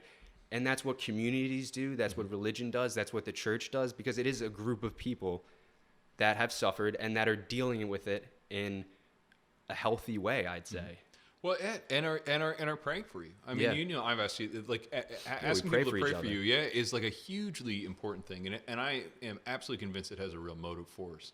Like, there's something incredibly powerful about asking a lot of people. And I've had too many situations in my life to sort of, where I've asked people specifically for prayer and just have felt that situation change. Yeah, you feel right? that support. It doesn't mean that, I won the lottery when I was like, but it really does, like it's I'd stake everything on it, on being a power that's really, and that we're not alone with it. Yeah. This is the biggest thing, is that we're not alone if we reach out to other people and we can all just be like, can you pray for me? And it's just like this. It's that's why for Catholics especially, it's the saints. Like you got all these saints pulling for you, right? Yeah. You just like say, and there's just you suddenly it's a crowded sort of space. It's not just me alone, and that's like the first step to something else. But I love that. I think there's so much you can learn from lifting, from the gym. Like those disciplines and things, they add up, and they really help you come to an understanding of how you can take other parts of your life and kind of bite-sized types of things, right? I think our body and our spirituality are meant to be very intertwined, right? Because that's who we are as people. We're not meant to be we're not just like some soul that's floating off somewhere. We have a body. Yeah, we're here in our meat body. Mate, dinner time. Oh man, it's absolutely on the not list. Meat is not going to be your dog's name. But it is. I love looking at like New Year's resolutions too. It's like everyone makes New Year's resolutions every year, and they never are fulfilled because it's like we're at the bottom of this or at the top of the stairs, and our goal is at the bottom. And your New Year's resolution, you think you're just going to get there in a day without putting any work in it. You're just going to hop the stairs. You're going to break your fucking legs, you know? Like, you're not going to do that. But if you take one step at a time, like your bite-sized goals, little weights, repetitive, like, you could do that literally in any part of your life, and you could do it. But, like, I wanted to start this podcast. I wanted to have so many people on, but I wasn't going to get there if I just hopped here. Like, I had to figure out what equipment I needed, figure out all these little steps so I can get to where I am now. And there's so many more steps where I don't know where the stairs are going. But you work your way up to the Kanye interview. Yeah, exactly. Kanye. Oh my God. Did you hear about him and Jeffree Star? No. What's it? I don't know if you want to get it, but so there's some. I don't know if I want to stir the pot anymore. It's your podcast. It's not, but it's ours. I'm just the constant here. You know, I'm the x-axis. I need that Y. But Kanye, he's getting a divorce with Kim, and I had heard that. There's rumors that Kanye has a ranch in Wyoming, and Jeffree Star also recently. Do you know Jeffree Star? It is. I don't know how to explain them, but there's rumors that they're having an affair, a romantic relationship together. Okay. But that's that. Kanye, love his music. I hope he can figure all this out. But good luck, Kanye. Kanye's got a lot going on. He's got a lot going on. Yeah, he's got a lot. He's incredibly talented. But it shows, like, even the people who we look at the top of the top, like the famous people, like they still struggle. We still see famous people like young stars or whoever. You would think their lives are perfect. Like they have money, they have success. Like, why aren't they happy? Because that's not the answer. Money and success and fame and fortune is not the answer. People with that still suffer. And that's why we mentioned before, like every year you go to Kentucky, Paintsville, Kentucky, and work with Good Neighbors, which is do you want to explain Good Neighbors for people that don't Good know? Neighbors is a nonprofit. It's been around about 15 years or so, and it exists to help working poor families in eastern Kentucky. In Paintsville, which is used to be a big coal mining area, is less so now, just because of how power and industry and environment has changed. It's actually an area. Paintsville is a really neat town.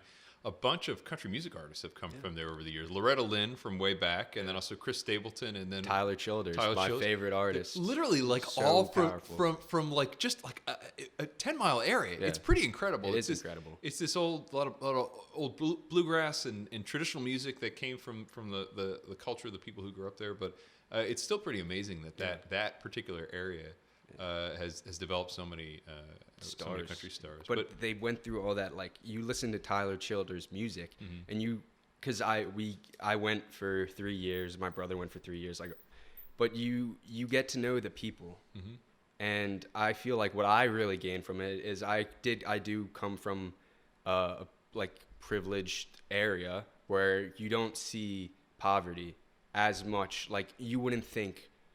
We go to Paintsville. The first site I worked on was a trailer home in the middle of the woods by itself, and it had one toilet. It was covered with, like, they had a bunch of dogs covered in poo. Like, the owner was never home, working jobs so she could survive. And what we were doing, we dug a trench so her house wouldn't get flooded. And we would really repair the walls. So the simple things in life we take for granted, like, they don't have, but they're the most loving, most caring people that I feel like I've met. They're so once you get past, like, they're protective, like they're Kentuckians, they're proud, but they have so much love, and they're so grateful for the little things we do, because we are a small parish, or we are pretty big, but we go in 10 kids on a work site, and they like make us sandwiches, they make us food, they sit with us, they work with us, like they appreciate. I think for me, it's such a powerful experience of an encounter. Yeah. And I think this ties to what we're talking about, social media and like versus real relationships. Maybe is that folks there are hardworking folks. Yeah. Like people work really, really hard, and teach us all something about like what it means to really work hard, right? Because I think a lot of us just grew up in it, right? I mean, we're busy. There's a lot of going. It's not an either or thing, but just sort of understanding, it's different. Like, what it's like to really to put in a day's work and to work really hard, but still to have to kind of hustle to make ends meet, or to be able to have a house that's got everything kind of in working order with a roof or with other things like that. And so to be able to help people like that who are have so much hustle is a really powerful thing. And I think you hit on it about being invited into someone's home is a real grace. Like I was right here to be invited into to be met with smiles and panini.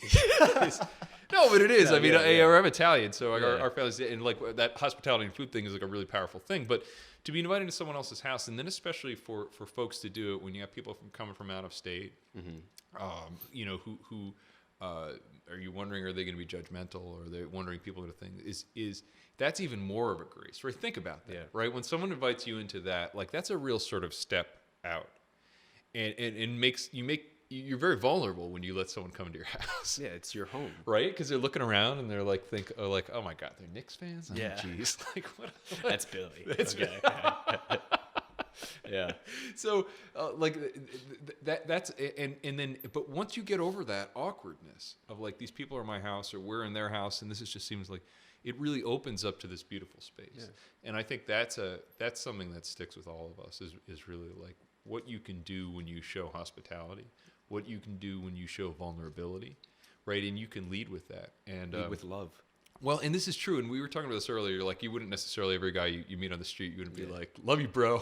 Like, love you, bro.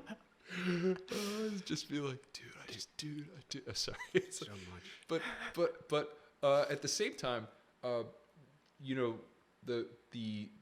kind of love I was talking about, like that, the agape love, like that love, which we also believe is kind of a choice, right? That's a love where you're sort of sacrificing yourself for someone else. It's a love where you're like, I'm not expecting anything in return, right? I'm going to love you because I'm going to love you, and I want the best for you, even if I get nothing back, even if you slap me in the face, right? This is really what it means to be like praying for praying for our enemies, right?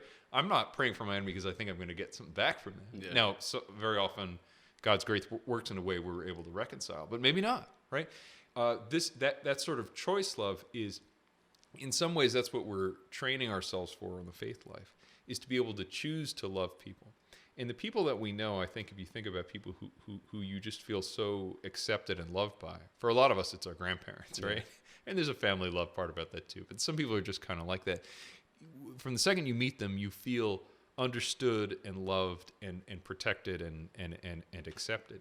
And that's actually something that we can all choose to grow in our own selves. Imagine this. Imagine if every time you encounter someone new, you say in your head, like, this person is made in the image and likeness of God. This person is beautiful. Like, I choose to love this person before I know anything about this person. Think about that, right? In other words, it's a love that's based entirely on your choice and their value as a human being, and not based on, oh, this person's like is cool, or this person has this thing, or is they're funny, and before any of that, right? Because that's really what God's love is for us in some ways, right? Mm-hmm. It's not based on. It's unbiased. It's not based on any part of us that's good. He loves us because we're His.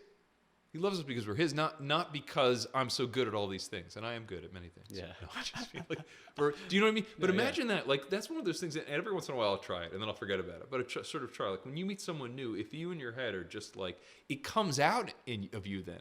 When you're like, I value this person and I love this person. Hi, I'm James Cunningham. Yeah. How you doing? I promise you that most people are going to recognize that, and they're going to respond to it. And the more that you do it, the more it becomes this habit, and the more people are going to be like, you know what? Like, it's that old thing of like, people don't necessarily remember what you do for them, but they remember how you feel. And that's something that we can train ourselves to do. And I think it's a great exercise to sort of think, like, right before we meet someone, because so many other people, unfortunately, they're either scared when they're meeting someone, which is very natural, or they're like, what can this person do for me?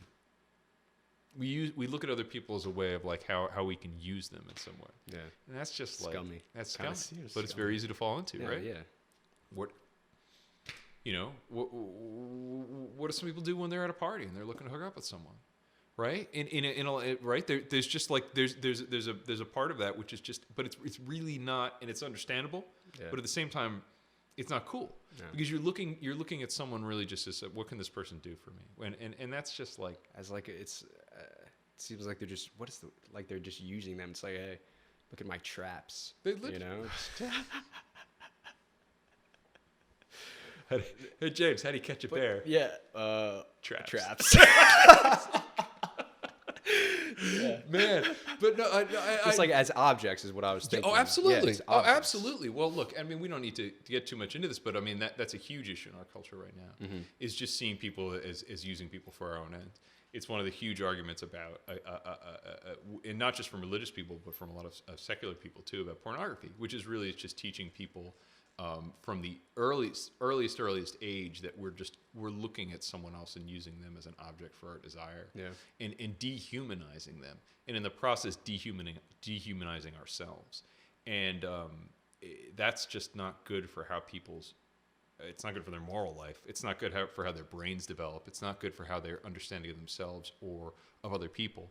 It's bad news on all front, and it's really bad news when you're in 5th grade and you're not great. It's really bad, and that needs to be said. It's just gross, and it really can send people to it does send a whole lot of people to a really dark place. People don't talk about it, but it's a bad scene because it makes you think like this is what it kind of makes you feel like that's what love is like, and Absolutely. Then it amplifies throughout your entire life, and that's what kids think that is, and then they talk with their friends, and like when there is someone like, hey, that doesn't seem a little right, they're like, what are you talking about? And then you're the weirdo. But going back to like Kentucky, I think it's really powerful because when you meet a new person, you don't know their story, you don't know what they've been through, but when you do, like, say I know you and I see you on the street, like I'm like, hey, I love you, man, and it's easier because I know you. I know what you've been through. I know your struggles. Like, I know your personality. Like, I know what I'm going to expect.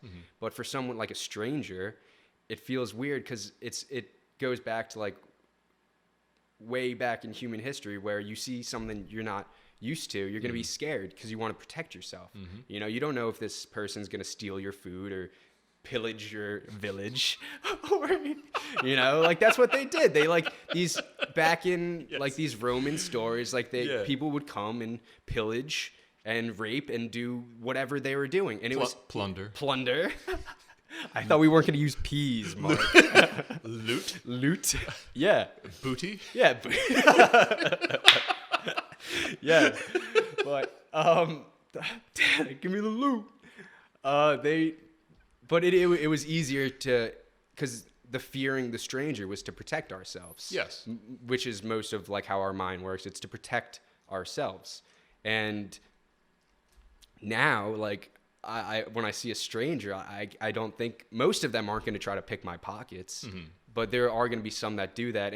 But that's not what I'm trying to say is it's easy. So when we don't know someone's story, like when we went to Kentucky, the awkwardness because we don't know these people. But when we start talking to them, see that it was once a booming coal town where there were jobs and there was work and people could make money. And now coal is not environmentally friendly or whatever, even though there's some things where we can make coal environmentally friendly, but we're not looking at whatever. That's not the point. We start to see their stories. We see that the only food they have are fast food, like cheap, like, we see more of their story and we can understand who they are. And I feel like when you understand someone, you have more compassion and more love. I don't know. And I guess my question is, how do you understand someone? By talking with them. All right. And that's the big thing, right? So we're talking and we're trying to describe people, but at the same time, like, the key thing is to not impose a narrative. Yeah, on yeah. Right, and so when you meet people, whether you're somewhere else or you're new, it's like it's this talking to them and accept just listening and understanding that everyone has had a different experience in life than you have, and not jumping to conclusions based on all of the things that are sort of markers of things. Right, we see this all the time. You were talking about in terms of guys in your fraternity, right? People jump to conclusions with that. Mm-hmm. People can jump to conclusions because people grew up in a certain town. They either assume things that they had these things or don't have these things. And you and I both know from having been in a community that there's an incredible wide range of people, of the money that people have or don't have, of the stability of families or not, mm-hmm. of the challenges that people have faced with addiction or psychological things that you wouldn't even know about, right? Unless you really know someone's story. And so I think that's any encounter that we have with someone has got to come from this place of not imposing these things on other people. We learned that from Search Retreat, right? Yeah. Where you have someone get up there and everyone assumes that, you know, so-and-so has it all together because they're the captain of this or that. And then they get up there and they tell you the story about, you know, how their family life's really difficult because their parents split up. Yeah. I never would have known that, right? And it helps us understand, I think, the sooner we learn this, the better, is that there is very often a reality that's underneath the reality that we all see. Yeah. And you have people are complex. Lives are complex. And so we were talking about, like, you know, it goes back to what we were saying before about there's a lot more you can say about who God is not than who mm-hmm. God is, right? It's very similar with people's lives. You can really say a lot more what you don't know about someone than what you do, and that has to be your orientation. You've got to understand, like, yeah, I don't know what this person's dealing with, and I'm not gonna push my narrative on them. I'm gonna try to get to a place where I can know more, and if I don't know more about them, I'm gonna cut them some slack because they may be really. There's a reality that lies below the reality that we present. Yeah. And unfortunately, I mean, I know adults in town who don't seem to still remember that. Yeah. They will look at kids in high school and they'll be like, well, you know, so-and-so, they must have everything because they're the captain of this and the head of that. And I'm like, do you not remember anything from being in school or your own lives? We all know this. People have real challenges and you have to give people the space to do that. So for me, meeting new people, whether it's in Kentucky or whether it's in anywhere else, is just this sort of understanding of, like, let's be honest and open with one another. Let's create a space where we can be open and then to learn from each other's sorts of stories and not put people in boxes or have narratives about things because you know, people will always surprise you. Yeah, that's why I think it's just so. I want to go back to, you know, but just with talking with your fraternity brothers and just with your buds. There's this song by this artist, Petey. I don't know if you know Petey. He's just been stuck in my head. Petey's been stuck in my head, but it's this line. It's just like, the song's called "Same Chords." Look it up. Okay, it's great. It's a great chorus. It's just like him and his guitar. But yeah. But he keeps like, there's nothing more important than checking up on buds than you're checking up on buds. He just kind of repeats it. Yeah. Like, you know, it really is. It's like you checking up on your buds is like is like, to me, has got to be one of the messages. We keep going back to that and understand that people's stories are much more complex than we give them credit for. Yeah. And, you know, if we need to cut ourselves slack, we need to cut other people slack. And I think that we're in a much better place. And that's the counterpoint that we need right now, because as we were saying before, especially in social media, especially with politics, it's either like, I am saving freedom and the Constitution, and the rest of you are communists. Yeah. Right? Or socialists. Either you're here with me saving the Constitution, or you're a filthy communist who smell like garlic and you have rimless glasses. Like, I'm just like, right? That's like a sign of a lot of sicknesses, but I would argue a spiritual sickness. Yeah. You know, to divide the world into these categories is just so unhealthy. Because I feel like this is what I always try to like say is, like, we are the same. Like, it doesn't matter your accent or where you come from or what plot of land you live on or what color your skin is or religion or whatever. We're all still people. Like, we're literally all human beings. Mm-hmm. And I think it is easy to get caught up and see the people's differences or whatever. But the underlying fact is we all have similar struggles, we all want the same thing: peace, happiness. Like, I guarantee you could ask someone in Russia and or China, wherever, and be like, what do you, like a normal person, like, what do you want? Like, I just want to be happy. Like, I just want peace. Like, no one wants to, I mean, there's probably some people that want to blow each other up and just have war everywhere, but that's not the people I want to hang out with, you know? Like, just like, sir, what do you want? Yeah. Warheads, more destruction. It's like a Sith Lord. That's really what it sounds like. It's like Emperor Palpatine just yelling at us. Well, I think, I mean, this is a classic thing of there's a classic belief that no one chooses. I think we were talking about this the other day. It's like no one chooses bad thinking it's bad. Right? Everyone, you kind of convince yourself in one or the other that what I'm choosing is good. Yeah. It's a good. The thing is, like, we have to maybe clarify it. We would say by reason or faith or revelation, realize that's actually not that good. It's really kind of a bad thing, or there is a greater good out there. Yeah. Right? And in the spiritual life, we often say that God never asks you to say no to something unless He wants you to leave yourself open to a bigger yes. That's a big thing, right? There's a sense of people who are religious sometimes who are just like, no, can't do this, and this. I'm just like, kind of miserable. Yeah. No one wants that. Pope Francis all the time is like, no one wants a frowning Christian. Yeah. He's like really big on that. He's like, I got no time for you people walking around like you just sucked a lemon, and you're like, you're a terrible advertisement for this whole thing, right? No one wants to be. So any no that you say is really got to open you. You have to orient yourself. No, I'm going to say yes to a bigger yes. And you see this in people a lot of times, like priests and nuns. Nuns are usually like, if you ever meet nuns, they're like some of the most joyful people you meet, right? So happy. And it is because they've said no to, you know, we say like the 3 Ps. We talk about that. You know, some of the big temptations in life are like power, possessions, popularity. And a vowed religious, they take a vow of obedience. Right, so that's like power. That's like the antidote to power, right? They take a vow of poverty. It's the antidote to possessions, and take a vow of chastity, essentially, which is like, you know, popular, like relationship, that sort of thing. So all these things that can kind of like really off the rails, they're kind of saying no to, but there's a great freedom in that, right? And there's a great joy that comes from that too. So when we give up things out of love, very often we open ourselves up to be more loving. It's one of these paradox sorts of things. What I was saying before, when I'm weak and I'm strong. When I give up control, then I'm somehow actually stronger. Yeah. Right. I don't know. To me, it's a really powerful thing. That makes sense. So for someone that is like, say, the river is love, you know, or compassion, saying I love you to everyone you go across. What if, you know, pain and suffering got you on the side of the river, and you are someone that kind of sees the sin and puts people down or does whatever and is not following the right path, but they've just been there for so long? Like, how do you get back on the path? I don't know if you have any advice for people that are stuck, but yeah, I mean, first of all, I think it's important to remember that, you know, mental health is a thing.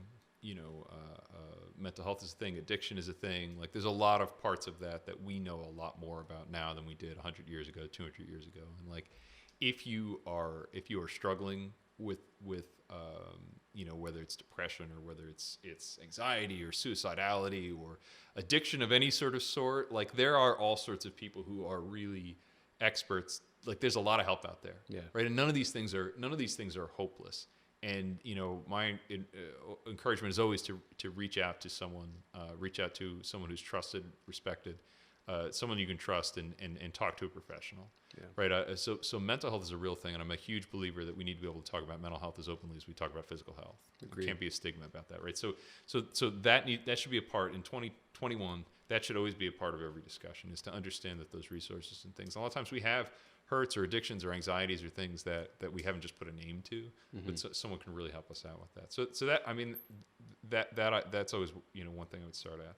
The second thing, I mean, you know, coming from as a Christian, I mean, it's just taking a step to understanding that God is love and that Jesus loves you, and to know you're not alone. Yes, and that love is not just like, it's not just like, you know, a force like gravity that's gonna right? Gravity's fake. I don't believe in that. That's another topic I'll get into another time. I don't think gravity's real. All right, well, let's just say for the... Yeah, well, so gravity's for right now, gravity's real. It's not let's just say a law of nature. The traditional understanding of the law of nature is that it's like a force that impacts on everyone. And but we really believe in a love of God that's intensely personal too. Like God loves you personally, with all of the things that are amazing about you and all the things that are broken about you, and with all of the intensity of the universe. Like that's a personal love. And I know you and I have been to some, like we went to Steubenville. Yeah, Steubenville. Right. And there are moments in those sorts of religious experiences where that point is really emphasized. It's very powerful, right? And it can be kind of an overwhelming sort of thing. Yeah. But it's a very important thing to know that love is a personal love, that God loved you into existence. You're not an accident. We don't believe you're an accident. It didn't just happen, but he meant for you to exist. He loved you into, you're the result of a thought of God. You have a worth, you have a mission, you have total value, even if someone has profound physical and mental disabilities. Right, this is a really important thing, right? Our world is like your value is like the value that you bring to the company. What can you contribute? Your shareholder, how'd you add value? What's your shareholder think? And our world, the church, and Jesus is telling us no. Like even someone who's confined to a wheelchair their entire life, who doesn't add value, right? Like a company says, you're adding value, or someone who's someone who's really old and who's in a tough place with illness, right? What are they contributing, right? Right. This is our society is just sort of it's like talking about the NFL draft, right? Yeah. Oh, what's with the production, right? Yeah. So we don't want to talk about fantasy sports, but I get it. It's not my thing, but there's also just a ruthlessness to the NFL, which I have no time for, right? It's pretty ruthless. Let's take this game. This is just don't listen to the guy who did the sports, but there's just this game which is this amazing thing where these people train their bodies and are profoundly gifted athletes, and they do things on a field. And the people who love that game so much that they're just sitting around talking about like their fantasy stats and like the salary cap that's of some billionaire's team. Yeah. Like I'm supposed to care about this. Like let's take something that's like beautiful artistry and like make it into this spreadsheet. Yeah. Stop. Yeah. Oh, the analytics are terrible. Do you know what I mean about this? No. Take my views on sports with absolute grain of salt, right? It's whatever. But do you know what I mean? I come at something from this humanistic angle where it's just like, these people are doing amazing things. Like, I can barely throw a football at me. Good luck, right? Yeah. Right? See where it's going to go, right? Right in your face. Right. It's like, but at the same time, it's just like, there's a poetry. There's an unbelievable things to see professional athletes play, right? Yeah. You know what? It's just like, it takes your breath away. And to turn into this sort of ruthless economics game. I get it. I know that's the field that the game is played on, but at the same time, like I'm not going to be one of my best friends, my buddies. We were roommates for a few years, and we were on some road trip somewhere, and he had on like the Sirius station, which was the fantasy football thing, where it was like red zone for fantasy stuff, right? Where they were literally not just they were just like, this game has an interesting stat that just happened. Oh. We listened to it for 5 minutes, and I said, I'm going to strangle you if we listen to this anymore. I was like, because this was like the most, you have taken these games already, and you have just plucked from them the like this soup of statistics, and I'm just like, stop. I will listen to, you want to listen to one game? Absolutely. If there's such a thing as red zone, you want to listen to the play-by-play of a game where something's happening in the red zone, I will listen to that. Yeah. I will not listen to these dudes talking about how this guy just got, do you know what I mean? Yeah, you can't put like analytics on someone's like worth. And I'm not the audience for that. Yeah. And people give enjoyment. I'm not knocking any of that at all. Yeah. Like, go for it, dude. Like that's I play fantasy. Absolutely. Go, dude. Go. Like, I'm not the person you're asking about that. Yeah. I know what I like. I know what I don't like. But it's very easy to turn this world and this society into a very cold and ruthless place. And that is not what our worth is. Our worth is not about what we contribute. Our worth is not about whether our life is adding value or productive. That is the first step to euthanasia. It's the first step to God help us, the gas chamber. It really is. I mean, you don't want to jump to that, but it really is. Your worth is you have this worth because God loved you into being, and no one can take that worth away from you. Is the first step, and for us as Christians, especially, then we have an understanding. Not only did He love us into being, but He took a bullet for us on the cross, right? He died so that we could have eternal life. Yeah. Right? He became human. This is the craziest thing, right? We talk about this, this divine exchange. He became human so that we could become God. We could become like God. That blows your mind, right? And I get that if you don't buy that, because it's a lot to buy. Mm-hmm. But for us, it's this sort of marvelous, we call this marvelous exchange, that God became human and dealt with this and then died for us. He didn't have to do that. In the most painful way possible. Right, for all, die from not breathing. And he had all of us in mind when he did that. That's when I'm talking about this personal. We Catholic, we believe that he had you and me in mind when he did that, so we could live like God, so we could be like lowercase g God, and live forever in freedom and in love. Like, I get that that's a lot to take, but you know what? Like, that makes me. That's a mind-blowing thing. And so when you have those two reminders then that someone has incredible and infinite value, then it should not just impact on how you deal with someone one-on-one. It should. That's what we were talking about before. Try that exercise of doing that. It should also impact how you make decisions about companies and societies and all that sort of stuff. You know, when you're voting, right? Are you just voting for what's best for your taxes? Yeah. Or are you keeping in mind poor and vulnerable people? Yeah. Big question, right? When we elect you senator someday. No, you're going right to. Yeah, we'll see. I don't know. Who are you keeping in mind? Yeah. Is it just the people who wrote you a donation? Is it just people who agree with you, or are you keeping the poor and the vulnerable? Are you thinking about the greatest sort of good? If you're not, then you're kind of looking at the world through those lenses of just kind of who can add value, who's productive, who's helping you. It's an insidious thing, James, and we're all very much, especially in the very developed world that we're in, it's very easy to fall into that. And right, I'm not saying that I don't at all. I absolutely do, but that's what an ongoing relationship with Jesus and the church really should help us to understand. Is like, no, like, this is what you have to keep the poor as a priority. You have to be thinking about the greatest good for the greatest number of people. You have to, what's going to help everyone to thrive, what's going to help everyone. And you know, some of these things are tension with what we see as capitalism, right? There's a tension there, and there probably should be, right? Because those, as much as capitalism is a force that does profound good in society and lifting people out of poverty and giving people a way to use their creativity and doing all these sorts of other things, it also has the ability to kind of, to miss the value of people who aren't productive. Yeah, you got to find the balance, because I do think capitalism is very important when it's used properly. Like, I like to think of it as like sports. Like, there's two teams, like two businesses doing the same thing, competing against each other, but they use each other to get better, to grow. And without that competition, you could stay stagnant. But you need that other side. But when you get too into the game, you start, like, I'll use the Eagles game. The Eagles versus whatever that kept the Giants out of the playoffs. They tanked the game. They threw the game. And I didn't like that, because they should have been playing the game to the best they could. But it seemed like they cheated. It's not a great example. I'm just still angry about how the Eagles tanked, and I just want to keep bringing it up. But when capitalists just turn to monopolies, like, I'm gonna buy you, I want no competition, so I have all the power, is pretty much what it is. It turns capitalism into something that could be helpful, like, because at the end of the day, like, you want each other to thrive. You want the more stores, the more companies that are doing well, the more people benefit from it. When one thing owns everything, we saw in the Rockefeller age, like, we strayed away from that. We put restrictions on that because we saw it wasn't doing good. And the same stuff is happening now.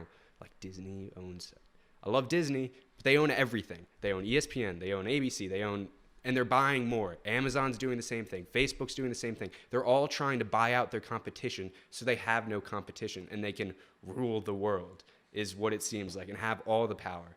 But you need that competitiveness, that game-like thing where you're pushing each other to get better. And at the end of the day, you can shake the other team's hand. And in politics and some business, we're seeing people aren't shaking hands. Literally not shaking hands because they lost. And we saw the effects of that. We don't need to, I think everyone knows what we're talking about. But we do see the effects of a sore loser who's not, like, the Eagles game, right? We're talking. What? It's the Eagles game. Oh yeah, we're talking about the Eagles game. Those bastards.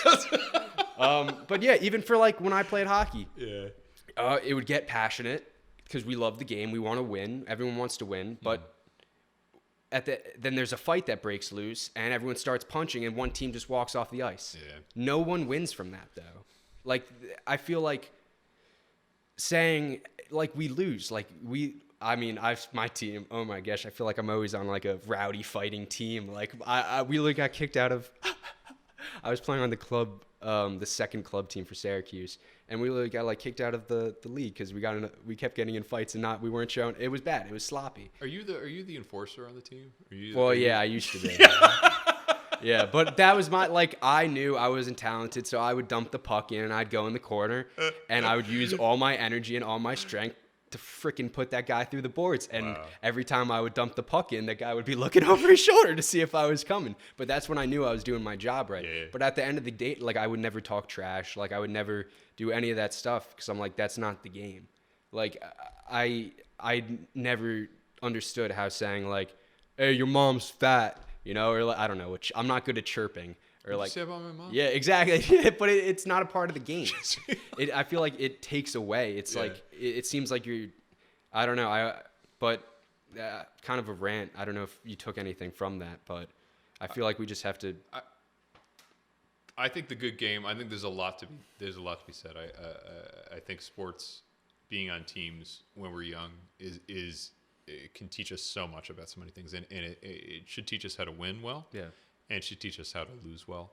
And you realize as you get older, and a lot of people realize this, that the difference, this is actually, it's like a quote from Friday Night Lights, a movie, but really the difference between winning and losing is not that much. Yeah. And you put in your good preparation, your discipline, and your work, and you practice hard, and you train hard, you can do really all of that really well and still lose. Yeah. And there's no shame in that. You could learn from it. It's how you prepare, you put everything into it, and you can still lose. Things happen, right? Yeah. It's you never saw any Given Sunday, did you? No. Classic Al Pacino just ranting, and it was like, but he's really like, it's 6 inches between winning or losing, right? And he does this whole profane speech. It's actually phenomenal, but it's also a bit much. But it's just like, but he essentially says, that's it, and I won't spoil it, but yeah, you could spoil it. No, there's it really comes down to just to kind of inches, and how you prepare. You aim to win all the time. You work your butt off to win all the time, but you don't always get there. And it's not always. I don't want to say it's your fault. It's the game. Yeah. Right. And so, knowing how to win and lose nobly is a powerful thing. And I think that it speaks a lot to our society that we're not able to do that right now. Yeah.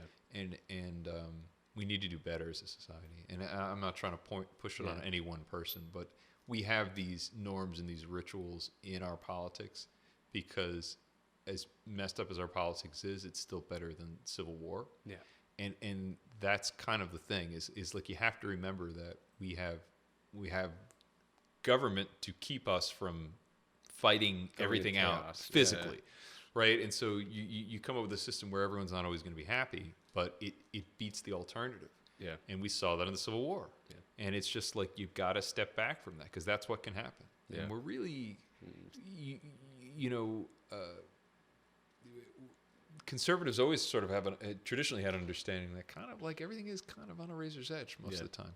They have a view of human nature and a view of institutions that's kind of like, you got to be really careful. So some of these outward shows are incredibly important because, in the ability to just sort of step back and be like, and to take the L is not is profoundly important. Yeah. And I think you do see what happens when people aren't willing to do that. And it's tough. It's tough because there have been other people in American history who have felt similarly aggrieved by how things have shaken out, but have kind of said, you know what, we need to step back because nothing's going to be gained by that. And it's like watching a captain walk off the ice without shaking the other team's hand. It's like that shows all the other players, hey, I don't need to do this. That's my leader. I'm going to walk off. But the point of going back to the sports, it's like we're both playing this game. Mm-hmm. We want our side to win. We want our team to win.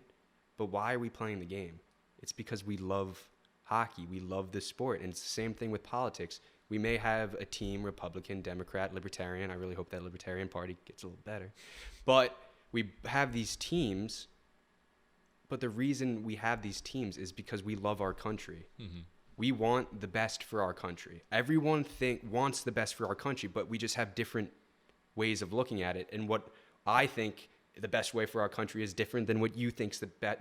And that's why where you get stuck with going back to the narratives, you put a narrative on this party saying this is what it is, and you put a narrative on this party saying this is what it is, you're obviously going to have conflict with the two, because you're going to have polls, like not one category, like we were talking the other day about the categories.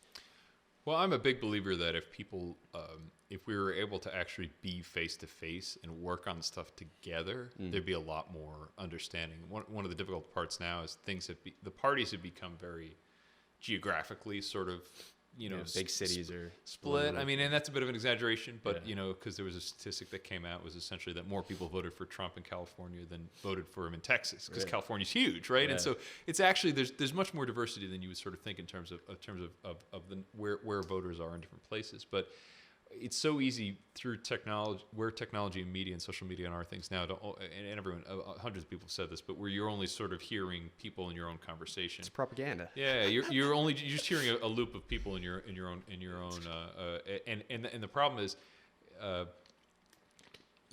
used to be kind of unifying types of I'm a big believer that if you did like a trip like we do, and like we got to go build this barn, or we got to this is great, but do something, and you had people from all different places. Initially, people were like, ugh, and then they'd work together and they get to know one another, and things would work a lot better. Classically, in World War I and World War II, which were two mass mobilizations of kind of civilian armies in the 20th century, and even the people served in Korea and served in the years after the Second World War. A lot of people were drafted, and a lot of people were drafted. Men, were drafted from all around the country, and every war movie from those things always has like the farm, the kid from the farm, and the fast talking Italian kid from the city, right? And it's like it's all that, right? And of course they were not true diversity of America, because at the time, the way the army was segregated and all this sort of stuff like that. So I'm not saying it was a true reflection of America, but there was this sense of people from different backgrounds, and then to go through something like boot camp, and then to go through something like the crucible of being in battle, which I've not been in battle, but like or boot camp for that matter, but to go through that is then to have this shared purpose and this brotherhood that if you haven't been there, you don't understand, right? And that's why people who are veterans and people who've been through those experiences and those are just like, they have a bond and a different thing that the rest of us who haven't been there just don't understand. And so I'm not suggesting that we have a draft or another war, because I hope we did, but I am suggesting that I think I don't know an answer to this spiraling mess of media other than somehow getting people together face to face and working on something together, having conversations. And when that happens, you see that when there were floods like a year ago or something like that, there's also people are not asking, are you Republican or Democrat, before they're filling the sandbags or rescuing people from cars or going out in there, right? And that is a human impulse, and it's a very American impulse. And I just wish there was something short of a disaster that could help people have more of those moments where they are reaching out in a real way and seeing people as fellow Americans as the first step. People, like as people, who cares if they're American or not? Well, no, I know what I'm I mean, in the broadest understanding of America, you're here. And I think we sorely need that. And if we had more of that, we could push back against a lot of this stuff. Yeah. And so that I don't know. That's my hope. I think that would be nice, because like you're right, like that shared suffering, like it is terrible to say, but like these tragic moments in history, like after the wars, after 9/11, after, like, you saw the country come together, but I don't like. It's hard to come together. Like I don't know the answer. I really don't. But I think you're right. I think peace and conversations and actually like trying to understand people instead of just saying I'm right, you're wrong. Mm-hmm. You got to break a sweat with someone else. I'm a just big believer. You got to work on something together. Yeah. I don't know how else you do it. Maybe when these aliens come. Oh. Do you see that stuff? They're here. They've been here. This is like another form of, it's really, I say propaganda, but it's controlling the public. Mm-hmm. It really is. When you put a label like conspiracy theories, or most people will say, oh, you're out of your mind. Like, you're crazy. But where, like, there's conspiracy theories like these aliens that people have been saying, they've been stuff for years. Mm-hmm. You don't think there's any grain of truth there? And just by putting this blanket statement saying, oh, they're conspiracy theories, it kind of brushes it off like it's fake. Mm-hmm. But now there's been people, literally for 50 years, Bob Lazar has been saying, and all of these other journalists and amazing people have been trying to dig through this pile of shit, like sift through it like in the gold mines and actually find the nuggets of truth. And they have, and they've been telling us this. And it's a tremendous, right? Yeah, tremendous mixed metaphor, right? Yeah. Shifting through shit in the gold mines to get the nugget. Yeah, to get the nugget. No, but I just my mind is now completely. My mind's crazy too. It's just completely wrapped around that. Yeah, just that image. Well, yeah. I mean, will the aliens unite us though? Do you think or are they going to drive us apart? I don't think personally. I have my own theories on what the aliens are, but if we consider that they are aliens from another planet, whatever, there's a lot of things like they came to, like they're trying to teach us something. If they really wanted to destroy us and they had the technology to get here, we'd be dead. Mm-hmm. Like if they really wanted to conquer the world, we'd be conquered, right? If they can travel light speed, bend gravity. Not gravity, it's just different masses and electricity and this kind of stuff. But if they can do that and not be detected, because if they can get here, you think they could hide themselves from us. It's like pretty not too hard, just go into space or the sky, which we're seeing. Like that's why I think Atlantis. Did you see the news thing where that blue light dove into the ocean outside of Hawaii? So this blue light UFO. Doing motions that no plane or earthly thing could do. Bright blue, they're finally showing themselves. Dive straight into the ocean. If I was an alien or whatever these people were, I would hide in the ocean. The one place humans have not discovered. What is the stat? It's like 80% of the ocean is undiscovered. That's true. They say we know more about the moon. Yeah.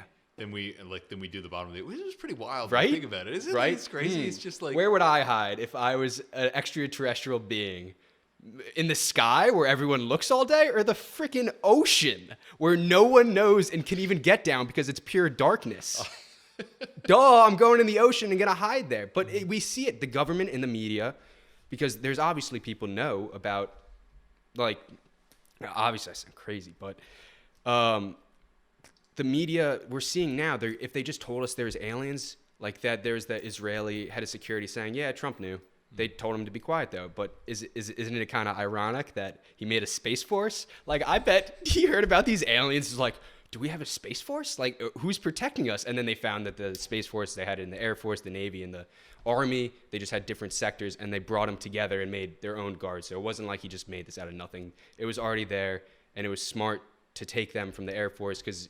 What do they call them? Who? The space cadets? I don't know. No, the Guardians. It just came out. Oh, they call them the Guardians? Yeah, because they had a big unveiling. Oh, that's pretty cool. Like, because soldiers in the Army and like sailors in the Navy and yeah. But if I was Trump, it was like the Guardians. The Guardian. That's a sick name. Would you go with Guardians? I would go with Guardians. I mean, that's like pretty badass. How do you get into the Space Force?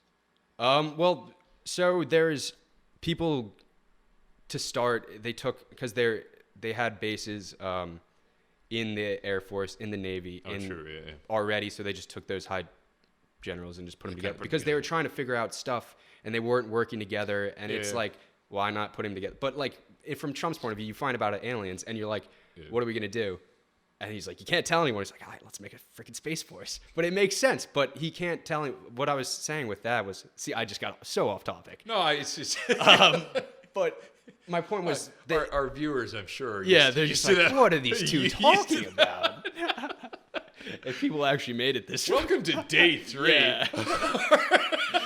We haven't eaten in days. Lucy is dead. We haven't fed her. She hasn't gotten water.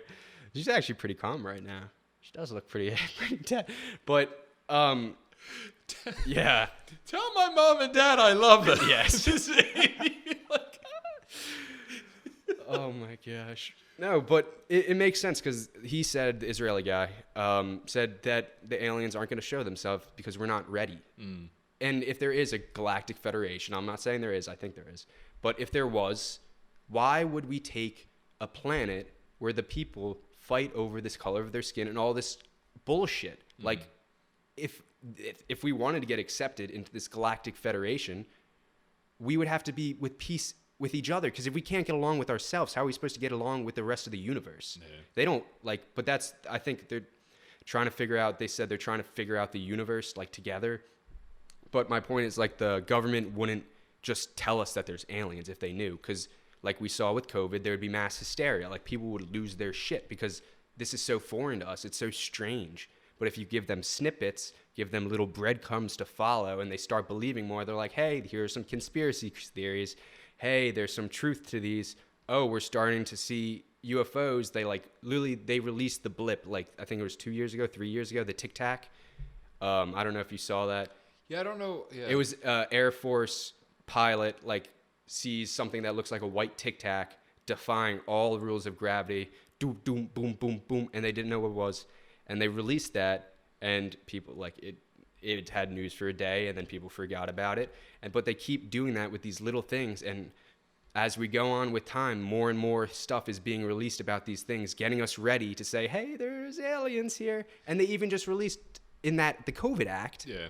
Saying 180 days, you have the CIA, FBI, all these intelligence organizations has to tell the Senate everything they know about UFOs. There's a lot of things in that bill, I think. Isn't that a little shady? Well. But they're trying to, I really do think by the end of the year, we're going to know a lot more about this stuff, because they are here, and they wouldn't be telling us this stuff because it's obviously the government's hiding stuff from us. But most of the time it should be for our protection, but other times it's to keep power. Mm-hmm. Do you find that this subject, do you find it reassuring or anxiety provoking? I think the government is meant, I say it all the time, is meant to help the people. The government is in place to serve the people, not the other way around. Right now, it feels like the government is kind of abusing its power. And my ideal sort of the government would be, the government should be there to protect us from each other. Like, the government should be there to settle disputes, not run our lives, not tell us what to do, but to help us, to guide us. And right now, it kind of just seems like a power trip and a bunch of lawyers playing a game, playing with power, playing with people's lives, not actually trying to help the common man. And that hurts a lot, to have something that you should have all the trust in the world in, not helping you. But I do see, but the government also does a lot of good things, like a lot of good things. So I hope in the future it can tread in a direction of light. But well, that's a very common disconnect, I think, and it seems to underlie a lot of the concerns that a lot of people have right now, right? They feel a real disconnect between what government ought to be doing and kind of who they're helping out, honestly, on either side of the spectrum. Yeah.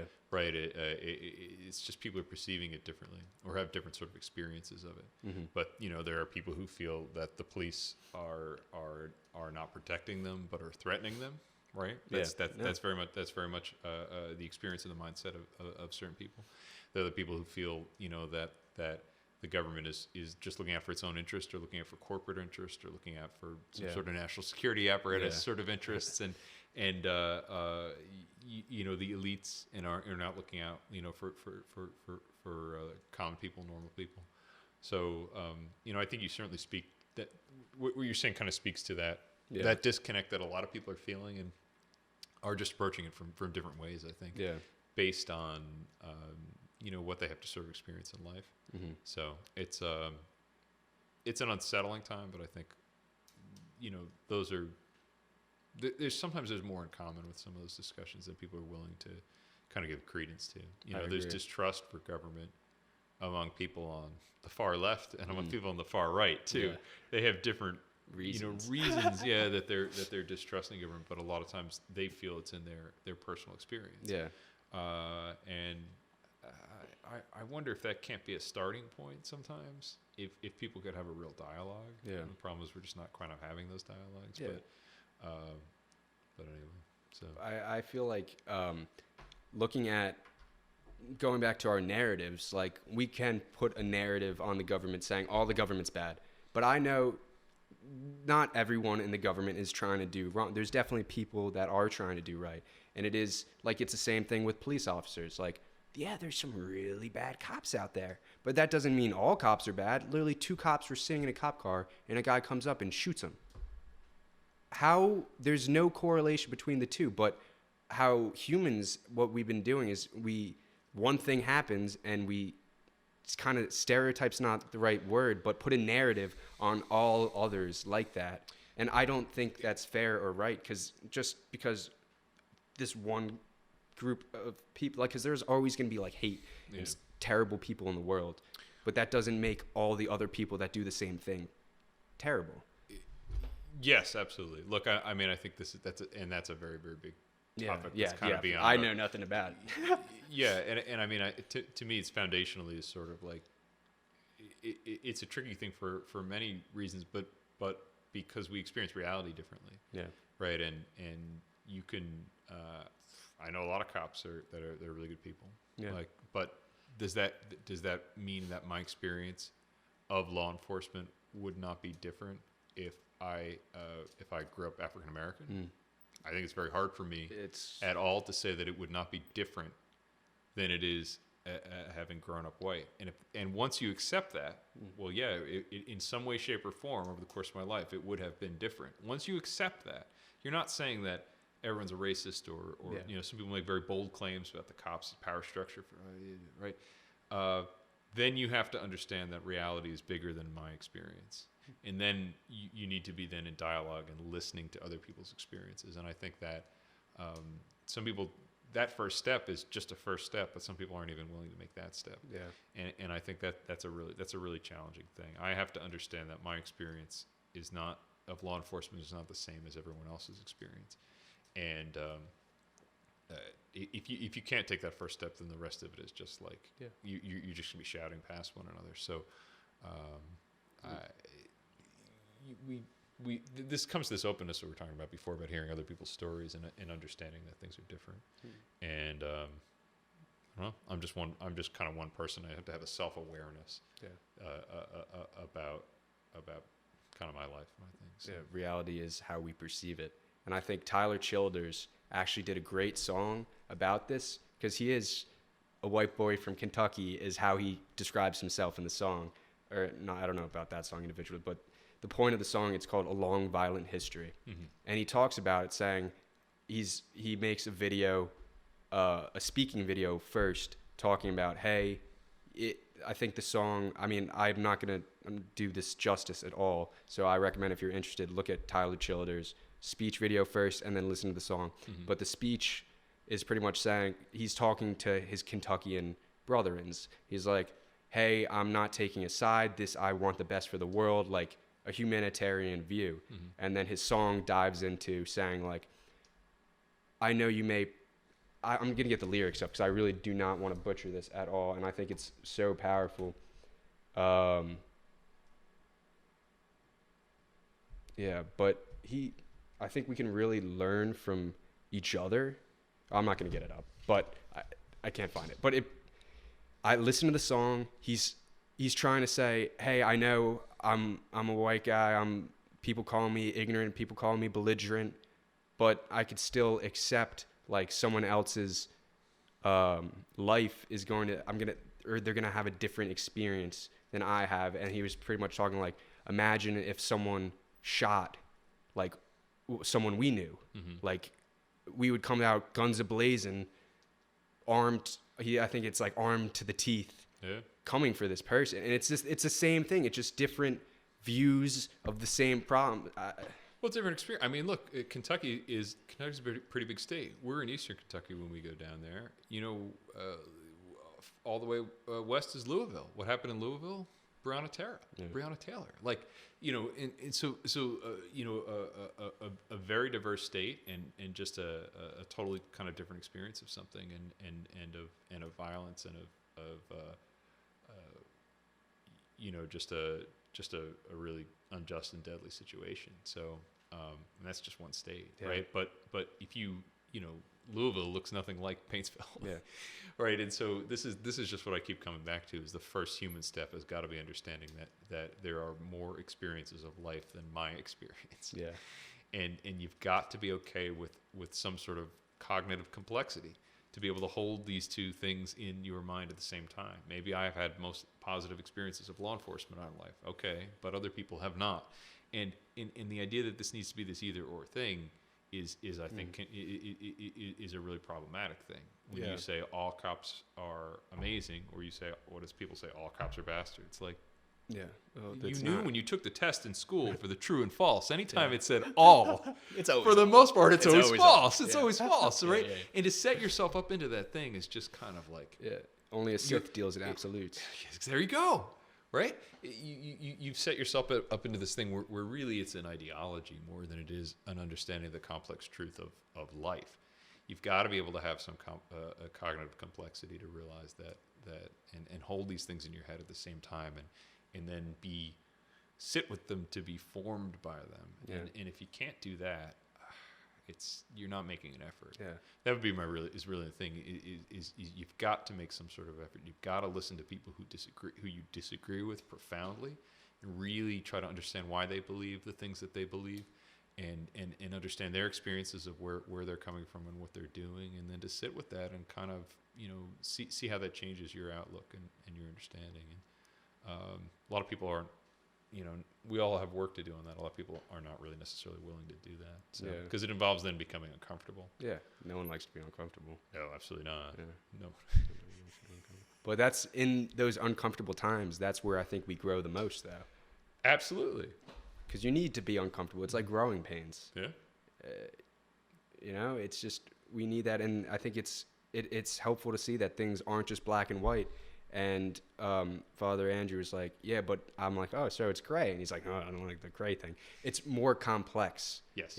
There's so many different things, and everyone's their own hero in their own story.